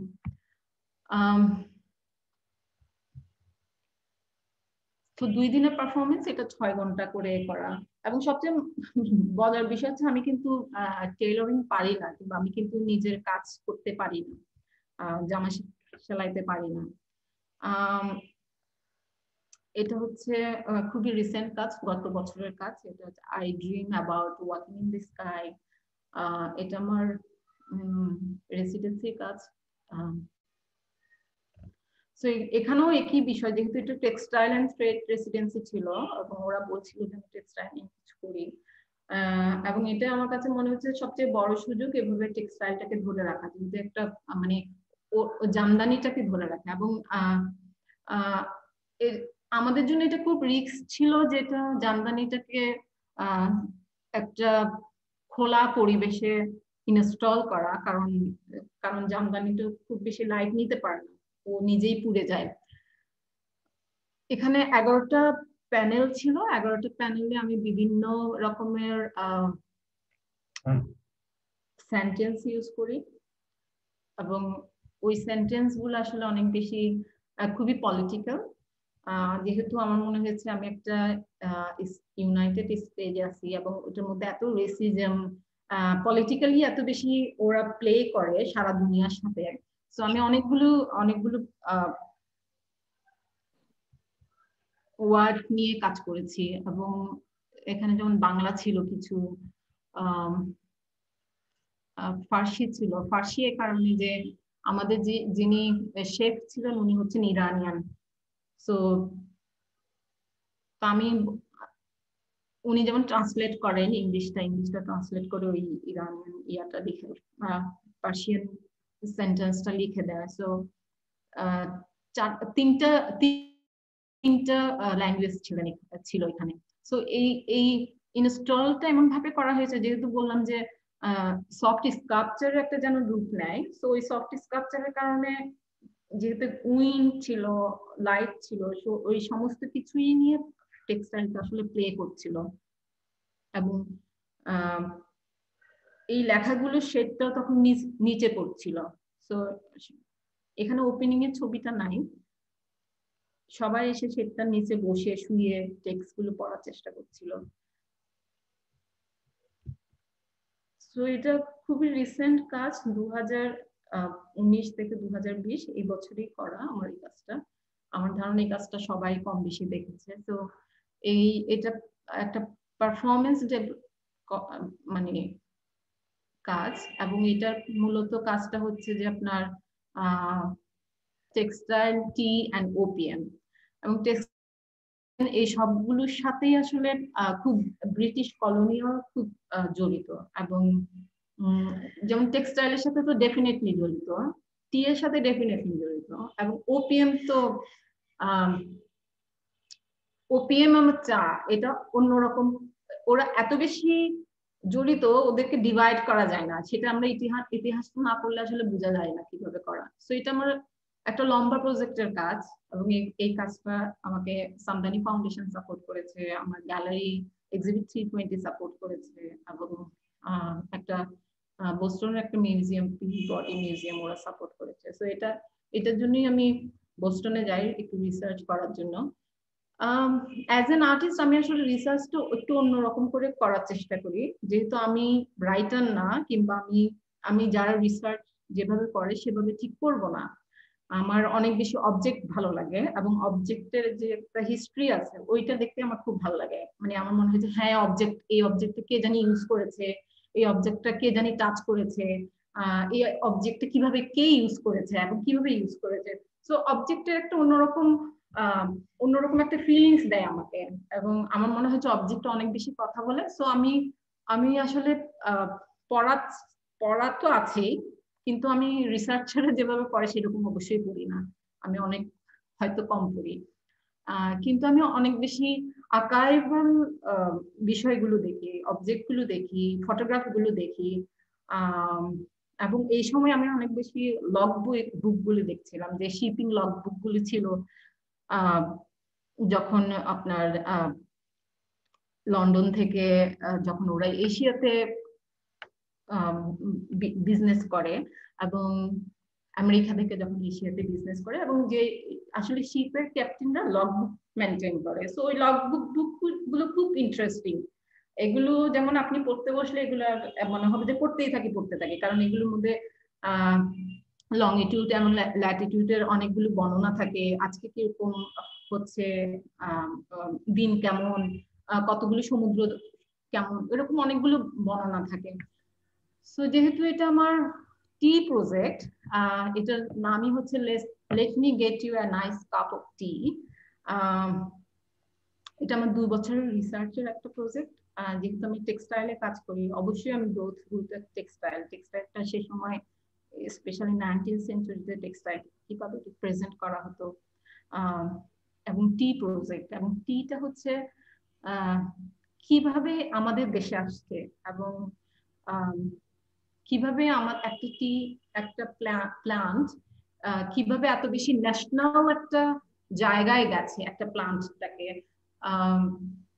এবং ওপিএমটা এখানে কি রোল প্লে করেছে। ওপিএম আর টি হচ্ছে অসম্ভব, মানে আমরা হয়তো ভাবছি যে ওপিএম আর টি এর কোনো যোগাযোগ নাই, এটা একেবারেই হয়তো ভুল ধারণা, আমারও ছিল এই ধারণা, কিন্তু আমি যত পড়েছি ততই মনে হয়েছে যে না, ওপিএমটা অনেক বেশি ইম্পর্টেন্ট এই সাউথ এশিয়ার মধ্যে। এবং ব্রিটিশরা আসলে ওপিএমটা দিয়ে টিটাকে নিত একটা সময়। আপনার 19th সেঞ্চুরিতে আসলে চীনের 2টা ওপিএম ওয়ার হয়, এবং ওই 19th সেঞ্চুরিতে পুরোটা চীনই হচ্ছে এত ড্রাগ এডিক্টেড হয়, সেটা হচ্ছে টি এক্সচেঞ্জ করার জন্য। এবং টিটাকে স্মাগলিং করার জন্য, এট দ্য সেম টাইম টি এর ভিতরে হচ্ছে ওদের সিল্কটাকে এক্সচেঞ্জ করার জন্য। সো আমি একটা ইনভাইটেশন করি পারফরমেন্সটার আগে, এবং ইনভাইটেশনটা আমি সবাইকে দিই, আমার পরিচিত অপরিচিত সবাইকে দিই। ইনভিটেশনের একটা টাইম লেখা থাকে, ওই টাইম অনুযায়ী আমার সাথে একটা স্লট নিতে হয় পারফরমেন্সের এই ডিসক্রিপশন। জাস্ট আমি ছোট করে ডিসক্রিপশনটা বলছি, যেহেতু আমাদের হয়তো সময় নেই, আমি অনেকটুকু সময় মনে হয় নিয়ে ফেলেছি। হ্যাঁ নূপুর, আমাদের সময় খুব বেশি নেই, তোমার কি আরো অনেক স্লাইড বাকি আছে? না না, এটাই শেষ আমার। আচ্ছা তাহলে ঠিক আছে। হ্যাঁ, সো এবং ওই আমি 1856 সালে 1858 সালের একটা ম্যাপ নিয়ে কালেক্ট করি ব্রিটিশ মিউজিয়াম থেকে। যে ম্যাপটা হচ্ছে পুরোটাই ব্রিটিশদের একটা যে রাজত্ব, এবং সে কোথায় কোথায় রাজত্ব করেছে ওটার গল্পটা এখানে দেওয়া আছে। সেখানে অনেক মানুষ আমার কাছে আসে একসাথে চা খেতে, ওই স্লটের মধ্যে 20 মিনিট স্লট থাকে একটা, এবং যে কেউ আগে চাইলে ওই স্লটটা নিতে পারে। সো এটা একটা লম্বা লম্বা রিসার্চ আসলে, এবং এটার গল্পটাও খুব লম্বা।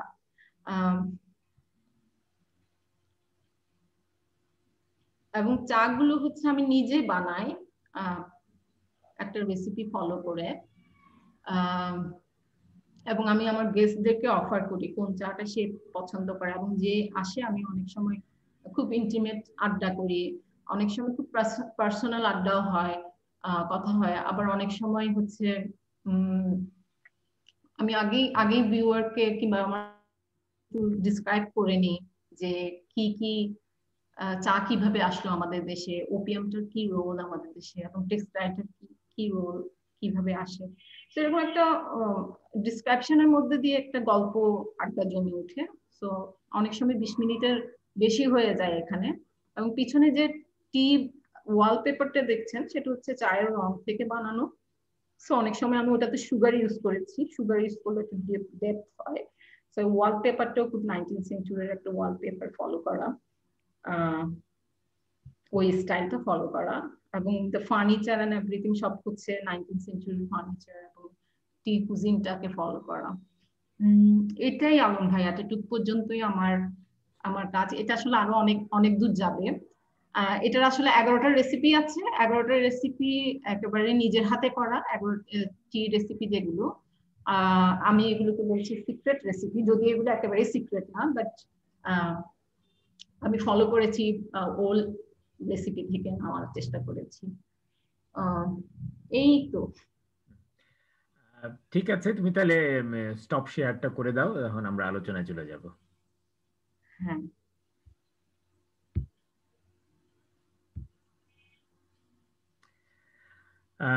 অনেক অনেক ধন্যবাদ নূপুরকে। নূপুরের হাত ধরে আমরা ইতিহাস, ভূগোল, রাজনীতি, শিল্পের এক ত্রিভুবন পাড়ি দিয়ে এলাম বলা চলে। তো এখন আমরা কিছু আলোচনায় যেতে চাই, মুক্ত আলোচনা। আমরা দেখেছি আজকে জুমেও 10-12 জন আছেন, বেশ গুরুত্বপূর্ণ কিছু মানুষজনকেই দেখতে পাচ্ছি আমি। মনে ওয়াসিফের মতো বিখ্যাত আলোকচিত্রী আছেন, জয়দেব রোয়াজার মতো বিখ্যাত পারফরমেন্স আর্টিস্ট আছেন লন্ডন থেকে চন্দন শফিকুল কবির, যিনি নিজেও তন্তু এবং উইভিং নিয়েই কাজ করেন, সেটাই তার মূল আগ্রহের বিষয়। ফারহানাজ মুন আছেন শিল্পী, মাহি আবরার আছেন, সালমা জামাল মৌসুম আছেন। ফলে আমার মনে হয় আজকে আলোচনাটা জমে উঠবে। আমরা আলোচনায় যাব, তবে তার আগে একটা প্রশ্ন না, একটা মন্তব্য এসছে চ্যাটে, আমি সেটা একটু নূপুরের কাছ থেকে খোলাসা করে নিতে চাই, তারপর আলোচনায় যাব। চন্দন শফিকুল কবির লন্ডন থেকে লিখেছে দুটো তথ্য। এক হচ্ছে যে সিটিং চেয়ার যে পারফরমেন্সটা নূপুর দেখালো, এর কাজটি করতে গিয়ে অ্যাঙ্গি হাইস, আমি নামটা হয়তো বা ঠিকঠাক উচ্চারিত হয়নি, হাইসের এক্স টাইমস পিপল চেয়ারের ইনফ্লুয়েন্স কতটা কাজ করেছে। আর দুই, ম্যাপ এমব্রয়ডারির কাজটা করতে গিয়ে Italian artist Alighiero Boetti's beautiful maps of the world এর ইনফ্লুয়েন্স কিভাবে কাজ করেছে বা আদৌ করেছে কিনা। হ্যাঁ, না না, অনেকভাবেই করেছে এই দুজন আর্টিস্ট। আমি যেমন অ্যাঞ্জেলি হেসেনের কাজ দেখেছি 2008-এ, তখনই আসলে আমাকে অনেকভাবে ইনফ্লুয়েন্স করেছে, যেহেতু ওরা ওরা এখনো পর্যন্ত করছে ওই কাজটা, বিভিন্ন জায়গায় চেয়ার সেটিং করে ওখানে চা খায় কিংবা গল্প করে। তো এই দুইজন আর্টিস্ট আসলে আমাকে অনেকভাবে ইনফ্লুয়েন্স করে। যে ইটালিয়ান আর্টিস্টের কথা বলছেন, ওনার ওনার বই আছে আমার ওখানে, আমি সবসময় দেখতে থাকি, যেহেতু উনি এমব্রয়ডারি নিয়ে কাজ করেন এবং উনি অনেক বছর ধরে আফগানিস্তানে কাজ করেছেন, আফগানিস্তানে মহিলাদের দিয়ে ওনার এমব্রয়ডারি ম্যাপটা করিয়েছেন। সো এটা খুব ইন্টারেস্টিং লাগে আমার কাছে সামহাও, এবং আমার মনে হয় আমি বারবার ঘুরে ফিরে ওনার কাছে যাই। ডেফিনেটলি ইনফ্লুয়েন্স আছে। আচ্ছা আচ্ছা, এমনিতে আমার একটা জাস্ট নির্মল জিজ্ঞাসা, যে ওই সিটিং চেয়ার যে পারফরমেন্সটা, পিলারের উপরে বসে থাকা 3 ঘন্টা ধরে, এর মাধ্যমে তুমি একজন শিল্পী হিসেবে কি অর্জন করতে চেয়েছো, কোন বোধটুকু অনুভূতিটা নিজের মধ্যে নিতে চেয়েছো, এবং বিনিময়ে দর্শক বা যারা উপস্থিত ছিলেন তাদের কি বিনিময়ে কি ফেরত দিতে চেয়েছো, এই এই অভিজ্ঞতার ভেতর দিয়ে যদি একটু আমাদের জানাতে। আমার মনে হচ্ছে আমি যখন কাজটা করতে যাচ্ছিলাম, তখন তো একটা বিশাল সাহসের সঞ্চয়ন করতে হয়েছে, কারণ আমি যখন আমার আসলে উঁচুতে খুব ভয় লাগে সামহাও। উঁচু জিনিস দেখলে আমার মনে যে পড়ে যাবো, এরকম একটা ফেয়ার আমার কাছে কাজ করে। এবং অনেক সাহস করে, এবং আমি ওখানে অনেক ধন্যবাদ জানাই অনেকজনকে, শিল্পকলার আমার অনেক বন্ধুরা ছিলেন, অনেক কর্মচারীরা ছিলেন, যারা একেবারে মানে 2 দিন ধরে চেষ্টা করে এই চেয়ারটা ফিক্স করেছে। কারণ এটা এটা ইজি প্রসেস না, কারণ এটা গোল পিলার, যে কোনো ভাবেই ওটা স্লিপ খেতে পারে, এবং এখানে কোনো মানে সারফেস নেই যে ও এখানে দাঁড়াবে চেয়ারটা। আমার মনে হয় আমি আমার ভয়টা ভাঙার চেষ্টা করেছি, এবং এটাই বলছিলাম যে এটা আমার এটা এখান থেকেই শুরু লং ডিউরেশনাল পারফরমেন্স করা। এবং এটার সাথে আমি আসলে অনেকগুলো যে বলছিলাম ডায়েট করা, এবং ডায়েটটা আমাকে হেল্প করেছে অনেকভাবে। এবং সাথে সাথে একটা অন্য আমি নিজেই মনে হয় একটা অন্য একটা স্টেজে চলে গেছিলাম এই পারফরমেন্সটা করার সময়। দর্শকরা কি পেয়েছে? দর্শকরা মনে হয় ভয় পেয়েছে, কারণ আমাকে এরপরে অনেকেই বলছিল যে আপনি ওখানে বসেছিলেন, আমি তো 3 ঘন্টা এখান থেকে নড়তে পারি নাই, কারণ আমার ভয় হচ্ছিল যে আপনি পড়ে যাবেন। সো একটা অন্যরকম ভয় নিশ্চয়ই কাজ করছিল, ওই ভয়টা আসলে ভাঙতে মনে হয় আমি চেয়েছি। আমি জানি না আপনার উত্তর দিতে আচ্ছা, পারি। না হতে পারে, একটা ভয় এটা মানুষের মৌল প্রবৃত্তি, আমার মনে হয় সেটা ভাঙা, সেটা জয় করা, বা সেটার নিজের মধ্যে অনুভব করাটাও একটা অভিজ্ঞতা বটে। তো নিশ্চয়ই সেই অভিজ্ঞতার অংশীদার হয়েছেন দর্শকরা। আচ্ছা, এখানে আলোচনায় কে শুরু করতে চান আগে? যে কেউ রেইজ হ্যান্ড দিয়েও করতে পারেন, অথবা জাস্ট মাইক্রোফোনটা অন করে দিয়ে কথা শুরু করতে পারেন। আমি আশা করব কিছু মন্তব্য বা স্রেফ অনুভূতি, এই এই এই উপস্থাপনাটা দেখার অনুভূতিটা কি, আর প্রশ্ন যদি থাকে তো খুবই ভালো কথা। সরকার প্রতীককেও দেখতে পাচ্ছি, তো আশা করি ওরা সব আমার বন্ধু। হ্যাঁ। তো নাকি আমি নাম ধরে ডাকা শুরু করব? সেটা আবার এক ধরনের চাপিয়ে দেওয়া হবে। আমি তাই চাইছি স্বেচ্ছায় স্বতঃস্ফূর্ত ভাবেই আলোচনাটা শুরু হোক, অন্তত কিছু কথাবার্তা আমরা শুনি। না, আসলে সবাই তো আমার কাজ মোটামুটি দেখে, ও, জানে, আর অলরেডি অনেকগুলো প্রেজেন্টেশনে আচ্ছা সবাই ছিলেন, আচ্ছা, আমরা যাই হোক, সবাই। মুনেমের সঙ্গে আমার অনেকদিন কথা হয় না, মুনেবের গলাটা শুনি না অনেকদিন। মুনেম ওয়াসিফ যদি কিছু বলতে। আচ্ছা, নূপুর আপা কেমন আছেন? নাম ধরে যেহেতু বলে ফেললেন, তাহলে মনে হয় যে রোল নাম্বার ডাকছে। হ্যাঁ, না, প্রেজেন্টেশনটা দেখে ভালো লাগলো। অনেক সময় কাছের বন্ধুদের অনেক কাজ দেশে বিদেশে নানান জায়গায় দেখানো হয়, দেশে বসে আমরা দেখতে পারি না, ফলে এই প্রেজেন্টেশনের থ্রুতে অনেক কাজ আরেকটু ভালো মতো দেখতে পেলাম, যেটা অনেকগুলো কাজ আগে দেখার সুযোগ হয়নি। আমার একটা প্রশ্নটা একটু শিল্পীর চর্চার জায়গা থেকে, নূপুর আপার কাজের যেহেতু অনেকগুলো মাধ্যম নিয়ে উনি কাজ করেন, কিন্তু কিছু কিছু মাধ্যমের প্রতি মনে হয় ওনার একটু পক্ষপাতিত্ব আছে, যেমন পারফরমেন্স, টেক্সটাইল, বা যেই বা ড্রয়িং এ নানা রকম যে জায়গাগুলো নিয়ে উনি কথা বললেন। তা আমি জানতে চাচ্ছিলাম যে এই নানান মাধ্যমে কাজ করতে গিয়ে শিল্পী তো শেষ পর্যন্ত আসলে একটা ভাষায় কথা বলে, কিংবা দীর্ঘদিন কাজ করে শিল্পীর একটা ভাষা তৈরি হয়। এবং এই নানান মিডিয়াম ভিত্তিক মাধ্যমে এত বছর কাজ করার পর আপনি যখন এখন আপনার কাজের দিকে ফিরে তাকান, যেহেতু এখানে একটা অনেক দিনের একটা ক্রোনোলজি কাজের একটা বিস্তার দেখা গেল, তখন কি আপনি আপনার কাছে ভাষাটা গুরুত্বপূর্ণ মনে হয় শৈল্পিক জায়গা থেকে, নাকি এক এক সময় এক এক ধরনের এক্সপেরিমেন্ট করেছেন এবং ভাষাটা ক্রম পরিসরে পরিবর্তিত হচ্ছে সেটা গুরুত্বপূর্ণ মনে হয়, বা আদৌ কি একটা ইউনিফাইড ভাষা কি গুরুত্বপূর্ণ কিনা? আমি এটা বলছি কারণ ধরেন আমরা যখন কোনো একজন লেখক কিংবা কোনো একজন ফিল্ম মেকার, একটা মিউজিশিয়ানের কাজ দেখি, তারা আসলে বহু বছর ধরে একটা ভাষার জগতের ভিতর দিয়ে একটা শৈল্পিক জগৎ তৈরি করেন। কন্টেম্পোরারি আর্টিস্টরা যেহেতু নানান মাধ্যমে কাজ করে, আমিও কাজ করি, সেই জায়গা থেকে আপনি আপনার ভাষার জায়গাটাকে কিভাবে দেখেন? বাইরে ভাই কঠিন প্রশ্ন করছেন। না না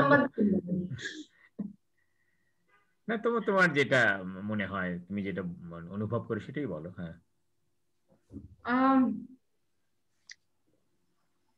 অনেকগুলো আসলে ধরেন একটা কাজ যেমন টেক্সটাইলের কাজ যেটা করি, অনেক সময় মনে হয় যে আচ্ছা আজকে এরকম করলাম, কালকে মনে হয় যে আরেক রকম করি। এখন আরেক রকম করতে গিয়ে যে আমার ভাষা চেঞ্জ হয়, আহ হয়তো হয় না, আমার আমার ক্ষেত্রে হয়তো হয় না। মানে আমার ক্ষেত্রে হয়তো একেবারে ওটা স্ট্রিকও থাকে না, বোঝা যায় না যে আসলে আমি একই রকম আহ বিষয় থেকে বলছি। কিন্তু আমার আপনি খেয়াল করলেই দেখবেন আমার কাজগুলো খুব বেশি হিস্ট্রি বেস আসলে। আমি সবসময় হিস্ট্রির কাছে ফিরে যাই এবং হিস্ট্রি থেকে নেওয়ার চেষ্টা করি। আমার আরেকটা সবসময় মনে হয় যে হিস্ট্রিটা আসলে সামহাও চলে আসে সামনে। এবং ধরেন হিস্ট্রি কি, হিস্ট্রি তো আসলে একটা পাস্ট, এবং পাস্টটা আমার জীবনেও অনেক সময় চলে আসে। যেমন হয়তো 10 বছর আগে একটা একটা কিছু করলাম, সেটা এখন আবার ফিরে আসে। তো এরকম একটা ক্রোনোলজিক্যাল বিষয় থাকে আসলে। এবং ওই ওইটাকে নিয়ে আমি আসলে একটু কাজ করার চেষ্টা করি যে ভাষাটা যেভাবে হোক, কিন্তু একটা ভাষায় কথা বলার চেষ্টা করি, যে পারফরমেন্স হোক। ওই যে বলছিলাম টেক্সটাইল এন্ড পারফরমেন্সকে আমি কখনো আলাদা করতে পারি না, কারণ আমার কাছে মনে হয় যে ওরা দুইজনই এত বেশি আহ জড়িত। আহ অনেকে হয়তো দেখলে ডিফারেন্ট ভাবে দেখতে পারে, কিন্তু আমার কাছে মনে হয় যে টেক্সটাইলের মধ্যে একটা পারফর্মেটিভ বিষয় আছে, এবং টেক্সটাইলের মধ্যে একটা পোয়েট্রিক বিষয় আছে, এবং পারফরমেন্সের মধ্যেও তাই দেখবেন আপনি একটা লিটারেচার বিষয় আছে। তো একটা একটা কিছু করতে গেলে আমি আসলে অনেক কিছু দেখার চেষ্টা, হচ্ছে হিস্ট্রিক্যালি দেখার চেষ্টা করি। আর একটা হচ্ছে অনেক সময় আসলে আমি আহ অনেক রকম বই পড়ারও চেষ্টা করি, যে বইগুলো আমাকে কি ধরনের হেল্প করে। হয়তো ল্যাঙ্গুয়েজটা আমার কাছে মনে হয় একই থাকে, মানে কাজগুলো হয়তো ডিফারেন্ট ডিফারেন্ট হচ্ছে, কিন্তু মূল বেসিকটা খুব বেসিকই থাকে। মানে এটা আমার আমার মনে হয় নাই আমার চেঞ্জ হয়েছে কখনোই। আমি যদি সাউন্ডের কাজ করি, আমার কাছে মনে হয় যে আমি খুব একই সাথে আমি খুব হিস্ট্রি নিয়ে কাজ করছি। হয়তো আমি আমার পাস্ট নিয়ে কাজ করছি। আমার অনেক সময় মনে হচ্ছে আচ্ছা আমি এই রাস্তা দিয়ে গেলাম, এই রাস্তা দিয়ে যাওয়ার সময় একটা শব্দ শুনলাম, ওই শব্দটাই আমার এখন এখন কাজ করা। আমি জানি না আপনার প্রশ্নের উত্তর আমি দিতে পারছি কিনা ভাই। আচ্ছা, আসলে বিষয়টা এরকম, ওভাবে করেই ইয়াটা নেওয়া, ঠিক ওভাবে আছে। করে হ্যাঁ, চিন্তাটা নেওয়া। ওকে। তা আরো কেউ কেউ ঢুকছেন আমাদের এই জুমের পরিসরে, তো আমরা চাইছি যেন সময় বেশি নষ্ট না করতে। কেউ যদি কিছু বলতে চান, প্লিজ স্বেচ্ছায় স্বতঃস্ফূর্ত ভাবে বলতে পারেন। হ্যালো আপু, হাই সবাই।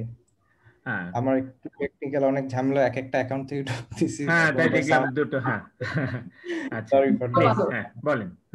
আমি নুপুর আপুর কাজের পাশাপাশি একটা জিনিস আমি খুব ফলো করি, যেটা হচ্ছে নুপুর আপুর লেখা। বেশ কিছু বেশ কিছু বলবো না, বাট কয়েকটা লেখা আমার নুপুর আপুর পড়া হয়েছে। যেমন উনি চিটাগাং কর্ণফুলী নদী নিয়ে একটা লেখা লিখেছিলেন বেশ কিছুদিন আগে। কয়েকদিন আগে উনি ফেসবুকে একটা লেখা দিয়েছিলেন ম্যারাডোনাকে নিয়ে। তো আমি অনেকগুলো লেখার ক্ষেত্রে আমি যেটা অবজার্ভ করেছি যে উনি যে বিষয়টা নিয়ে লেখে সেটা সেই বিষয়ে আসার আগে উনি খুব সুন্দরভাবে অনেকগুলা আরো কিছু বিষয়কে ছুঁয়ে আসে। যেমন যদি শুধু ম্যারাডোনার লেখাটা নিয়ে বলি তাহলে দেখা যায় সেখানে উনি আবাহনী মোহামেডানের সময় বাংলাদেশের কিছু কনটেক্সট নিয়ে আসেন। তারপরে আবার একই সাথে যে একই এলাকায় বা পাড়ায় মানুষরা কিভাবে একসাথে এক্সিস্ট করতো, যে কালচার ছিল সেই কালচারগুলো এখন একদমই যেমন নাই, সেগুলোকে নিয়ে একদম অনেক পরে ম্যারাডোনা হেসে ঢোকে 3-4 প্যারা পরে। হ্যাঁ, তো আমি ওনার এই লেখার ধরনটা আমার আমার ভাল লাগে এবং আমার পড়ার জন্য মানে আমি পড়তে পারি। অনেক লেখা আমার জন্য একটু কঠিন লাগে ওনার লেখাটা। তো আমি ভাবছিলাম যে নুপুর লেখালেখি নিয়ে কি আরো কিছু ভাবছেন, বা আপনার কাজে বা আপনি যখন একটা কাজ করেন সেটা করার সময় কি আপনার লেখালেখি করেন খুব মানে রিসার্চ হিসেবে বা যে কোনো ফর্মিং হোক, সেটা কতটা গুরুত্বপূর্ণ?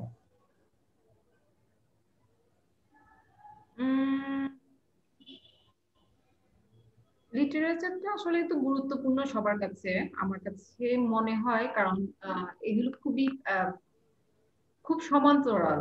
মানে পয়েট্রি হোক, তোমার গদ্য হোক,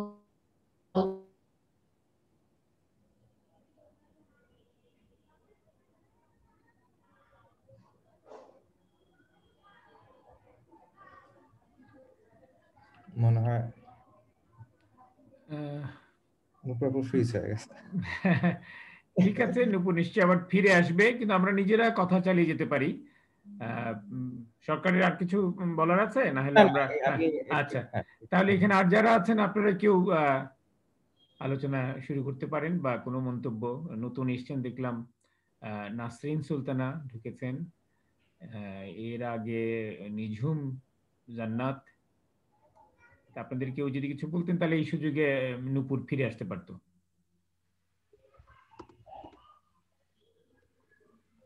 ফারহান আজমুন, নূপুরের বন্ধু, আমাদের জয়দেব রোয়াজা চাটগাঁ ছেলে, কারো কিছু বলার নেই? আমরা আসলে দেখি তো কাজগুলো না না, মুগ্ধতাই শুধু থাকে আর কাজ কি। নিয়েই বলতে হবে এমন কোনো কথা নেই, মানে যে কোনো একটা অনুভূতি ব্যক্ত করা, যে কোনো কিছু। ইন্টারেস্টিং হ্যাঁ, একটা দুইটা কাজ একটু নতুন দেখলাম মনে হয়। হ্যাঁ, নূপুর চেষ্টা করছে আবার ফিরে আসতে। জয়দেব মাঝখানে কি একটু কিছু বলার চেষ্টা করেছিলে? জয়দেবের ছবি ভেসে উঠলো। হ্যাঁ, ওই মনের কথা মনে হয় শেষ হয় নাই। হ্যাঁ, হুম, শেষ যাদা বলেন, আমি জাস্ট হ্যাঁ, এমনি আচ্ছা, হ্যাঁ, ঢুকলাম আর কি। বলো যা। আচ্ছা, না, আমার তো কোনো প্রশ্ন নাই আসলে। না, প্রশ্ন কারণ প্রশ্ন করতে মনে কোনো কথা নেই, কোনো একটা অনুভূতি তো থাকতে পারে এই হ্যাঁ, প্রদর্শনীটা দেখার পর, উপস্থাপনাটা দেখার পর। হুম। হ্যাঁ, ওইটা নূপুরের সাথে একই সাথে পারফরমেন্স শুরু করলে, যেটা করলেও নূপুরের অনেক কাজ আমার দেখা হয় নাই। তো আজকে প্রেজেন্টেশনের মাধ্যমে অনেক কিছু নতুন কাজে দেখলাম। আর নূপুরের কাছে আমার একটা জানার ছিল যে এই যে লং ডিউরেশন ইয়াগুলোতে মানে পারফরমেন্স গুলোতে দর্শকরা কি যতক্ষণ পর্যন্ত পারফরমেন্স চলে মানে ততক্ষণ পর্যন্ত কেউ থাকে কিনা, যে ওইরকম কেউ দর্শক আছে কিনা যে 4 ঘন্টা পারফরমেন্স মানে 4 ঘন্টা দর্শক দেখছে, মানে এরকম রেকর্ড আছে কিনা আমি জানতে চাই আর কি। আচ্ছা, হ্যাঁ, নূপুর ফিরে এসছে, না সুতরাং না, আমার মনে হয় জবাব দিতে পারবে এটার। হ্যাঁ, নূপুর বলো। হ্যাঁ আমার মনে হয় না 4 ঘন্টা বসে আসলে দেখে ওরকম। উম, আসলে আমাদের ব্রেনে তো অনেক কিছু খেলা করে, এবং আমাদের ব্রেনটা হচ্ছে আহ অনেকগুলো লেয়ার আছে এই স্নায়ুতে। সো আমরা যেমন আহ, মানে 3 ঘন্টা বসে মনে হয় সিনেমা দেখাও এখন খুব কঠিন। এরকম কেউ নাই যে উম, মানে 3 ঘন্টা ধরেই দেখেছে, কিংবা এমনও হয়েছে একটা ভিউয়ার হয়তো দেখে গেছে, আবার এসে দেখছে, আবার এসে মানে ও হচ্ছে স্টপিস নিচ্ছে, এরকম একটা এরকম হয় অনেকবার। আবার এমনও হয় যে খুব এমটি স্পেস, যেখানে কোনো ভিউয়ারই থাকে না লং ডিউরেশনের। কারণ স্বাভাবিকভাবেই অনেক সময় দেখা যায় যে লাঞ্চ পিরিয়ডে তো কেউ থাকে না, তখন মানে পারফরমেন্স যে করছে তাকেই হচ্ছে কাজ করে যেতে হয়। এবং যখন এই লং ডিউরেশনাল পারফরমেন্স এর মধ্যে একজন আর্টিস্ট ঢুকে যায় তখন আমার মনে হয় না তার আর অন্য কোনো কিছু সেন্স কাজ করে, তখন সেই ওই কাজটাই করতে থাকে এবং ওই কাজটাই একটা রিপিটেশনের মতো থাকে। এরকম আসলে হয় নাই যে 3 ঘন্টায় দাঁড়াই ছিল, 3 ঘন্টায় বসেছিল, কিন্তু আমার ওই যে সেট অন দ্য চেয়ারের মধ্যে যে 2জন দর্শককে আমি পেয়েছি, ওরা বলছিল যে আমরা খুব টেনশন ছিলাম, আমরা আমরা দাঁড়াই ছিলাম। সো আই এম শিওর যে ওরকম দাঁড়াই ছিল না, তারা হয়তো ঘুরছে আর একটা ট্রানজিট নিচ্ছে, এরকম একটা বিষয় হয়তো ছিল। আচ্ছা, এখানে নিঝুম জান্নাত কিছু বলবেন? হ্যাঁ, আমি কথা বলতে চাই নূপুর আপুর সাথে। হ্যাঁ, আপু ফেরার অপেক্ষা করছিলাম। আপু থ্যাংক ইউ। আমি একটু দেরিতে এখানে এসেছি, মানে শেষ 3টা কাজের গল্প শুনতে পারলাম। আর আমার একটু ব্যক্তিগতভাবে জানার ইচ্ছা ছিল আরেকটা কাজ নিয়ে। সেটা হচ্ছে আপনার হারানো সুর কাজটা যে ছিল ঢাকার সামিটে ঋতু সাত্তার আপুর কাজটার, ওখানে আপনার একটা পারফরমেন্স ছিল, যেটা আমি পরে স্বাধীনদার একটা প্রেজেন্টেশনে দেখেছিলাম যে ওইটার একটা পার্ট আসলে হয়েছিল ঠাকুরগাঁও গিদ্রি বাউলির স্পেসে, এবং ওটার একটা ছবি আমি দেখেছিলাম একটা মাটির ঘরে ভিতরে সাঁওতাল মেয়েরা ছিল, আর আপনি সম্ভবত আমরা আমাদের গ্রামে টার্মটাকে ইউজ করি কোটা, মানে ছাদ ঘরের ভেতরে আরেকটা ছোট ছাদের মতো থাকে, এরকম একটা স্পেসে সম্ভবত আপনি ছিলেন। মানে ছবিটাও আমার 2 বছর আগে দেখা, একদম স্পষ্ট ছবিটার ইমেজ আমার মানে মনে পড়ছে না। তো 2টা কাজের এই কাজটাই সম্ভবত আপনি আবার হারানো সুরের ওখানে করেছিলেন। স্বাধীনদা যতটুকু বলেছিল, আপনার কাছে আমার সরাসরি জানতে চাওয়া হয়নি। আর আমি নিজে হচ্ছে এই কাজটার কনসেপ্ট কোথাও খুঁজে পাইনি, আমি খুঁজেছিলাম বেশ কয়েকবার। তো এই কাজটার একটু গল্প জানতে চাই এই পারফরমেন্সটা নিয়ে। এটা হচ্ছে 1, আর 2 হচ্ছে যে পারফরমেন্সের যে জায়গাটা বদল ঘটলো ঠাকুরগাঁ থেকে একদম আরসামিটের এখানে, নূপুর ঋতু আপুর একটা কাজের ভেতর দিয়ে করলেন ওই কাজটা। তো এই ট্রান্সফরমেশনটা নিয়ে কোনো আপনার উপলব্ধি বা অনুভূতি আছে কিনা? কারণ দুই জায়গা ছিল, স্বাধীনদাদের ওখানে ম্যাক্সিমাম কাজগুলোই হচ্ছে দাদারা ওখানে যারা আছেন তাদেরকে নিয়ে করেন, তো সেখান থেকে এখানে দর্শকের সামনে কিভাবে করলেন, 2 ধরনের উপলব্ধিটা জানতে চাবো। আর প্রধানত জানতে চাইবো কাজের কনসেপ্টটা সম্পর্কে, কারণ আমার অনেকদিন ধরে এটা জানার ইচ্ছা, তো মনে হলো যেটা আজকে জিজ্ঞাসা করি। ঠিক আছে, হ্যাঁ হ্যাঁ নূপুর বলো, সময় খুব নেই, একটু সংক্ষেপে বলবে জবাবটা। নিজুম অনেক ধন্যবাদ। এই কাজটা আসলে ড্যান্স নিয়ে আমার একটা অনগোয়িং প্রজেক্ট আছে, সেটা হচ্ছে 2016-তে আমার একটা কাজ করা আছে, ওটা সামিতে করা, আমি জানি না দেখেছি কিনা, the crazy thing I can do dance. ওটা 2-3 দিনের ছিল, 6 ঘন্টা করে মনে হয় ওই কাজ। হ্যাঁ 6 ঘন্টা করে 2 দিন কি 3 দিন ভুলে গেছি।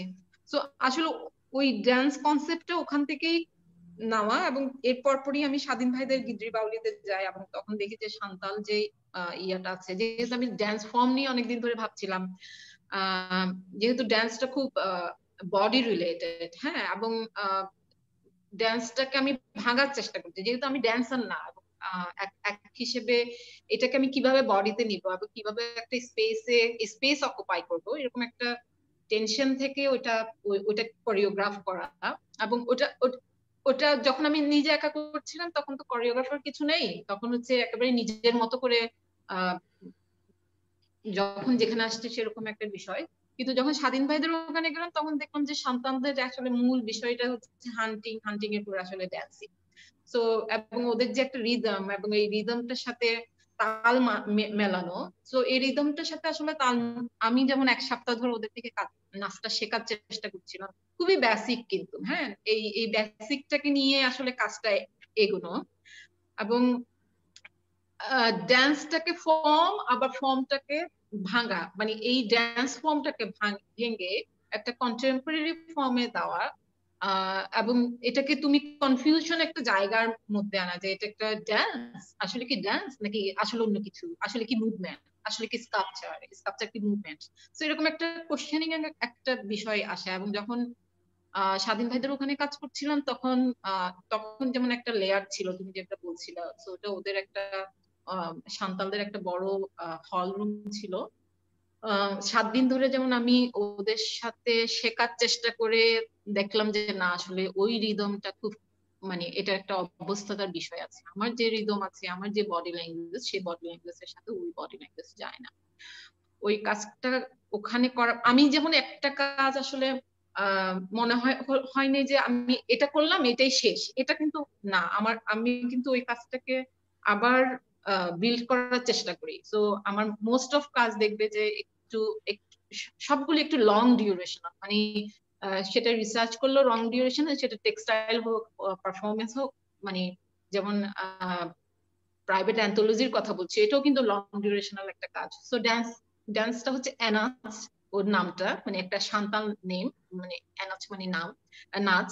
সো ওটা সান্তাল একটা এরিয়াতে করার পরে আবার ওই মানুষগুলোকে আবার যখন একটা অন্যরকম একটা মানুষ, অন্যরকম একটা জায়গা, সামিতের মতো একটা জায়গায় সেট করা, ঋতুর যে কাজের জায়গা, এবং ওইটাকেই আমার মনে হচ্ছে যে এটা একটা ইন্টারেস্টিং বিষয় হবে, যেহেতু ও অনেকগুলো লেয়ার ওখানে দিয়েছে এবং ওর মিউজিকের তো অনেকগুলো লেয়ার হয়ে হয়ে টিউনটা আসছিল।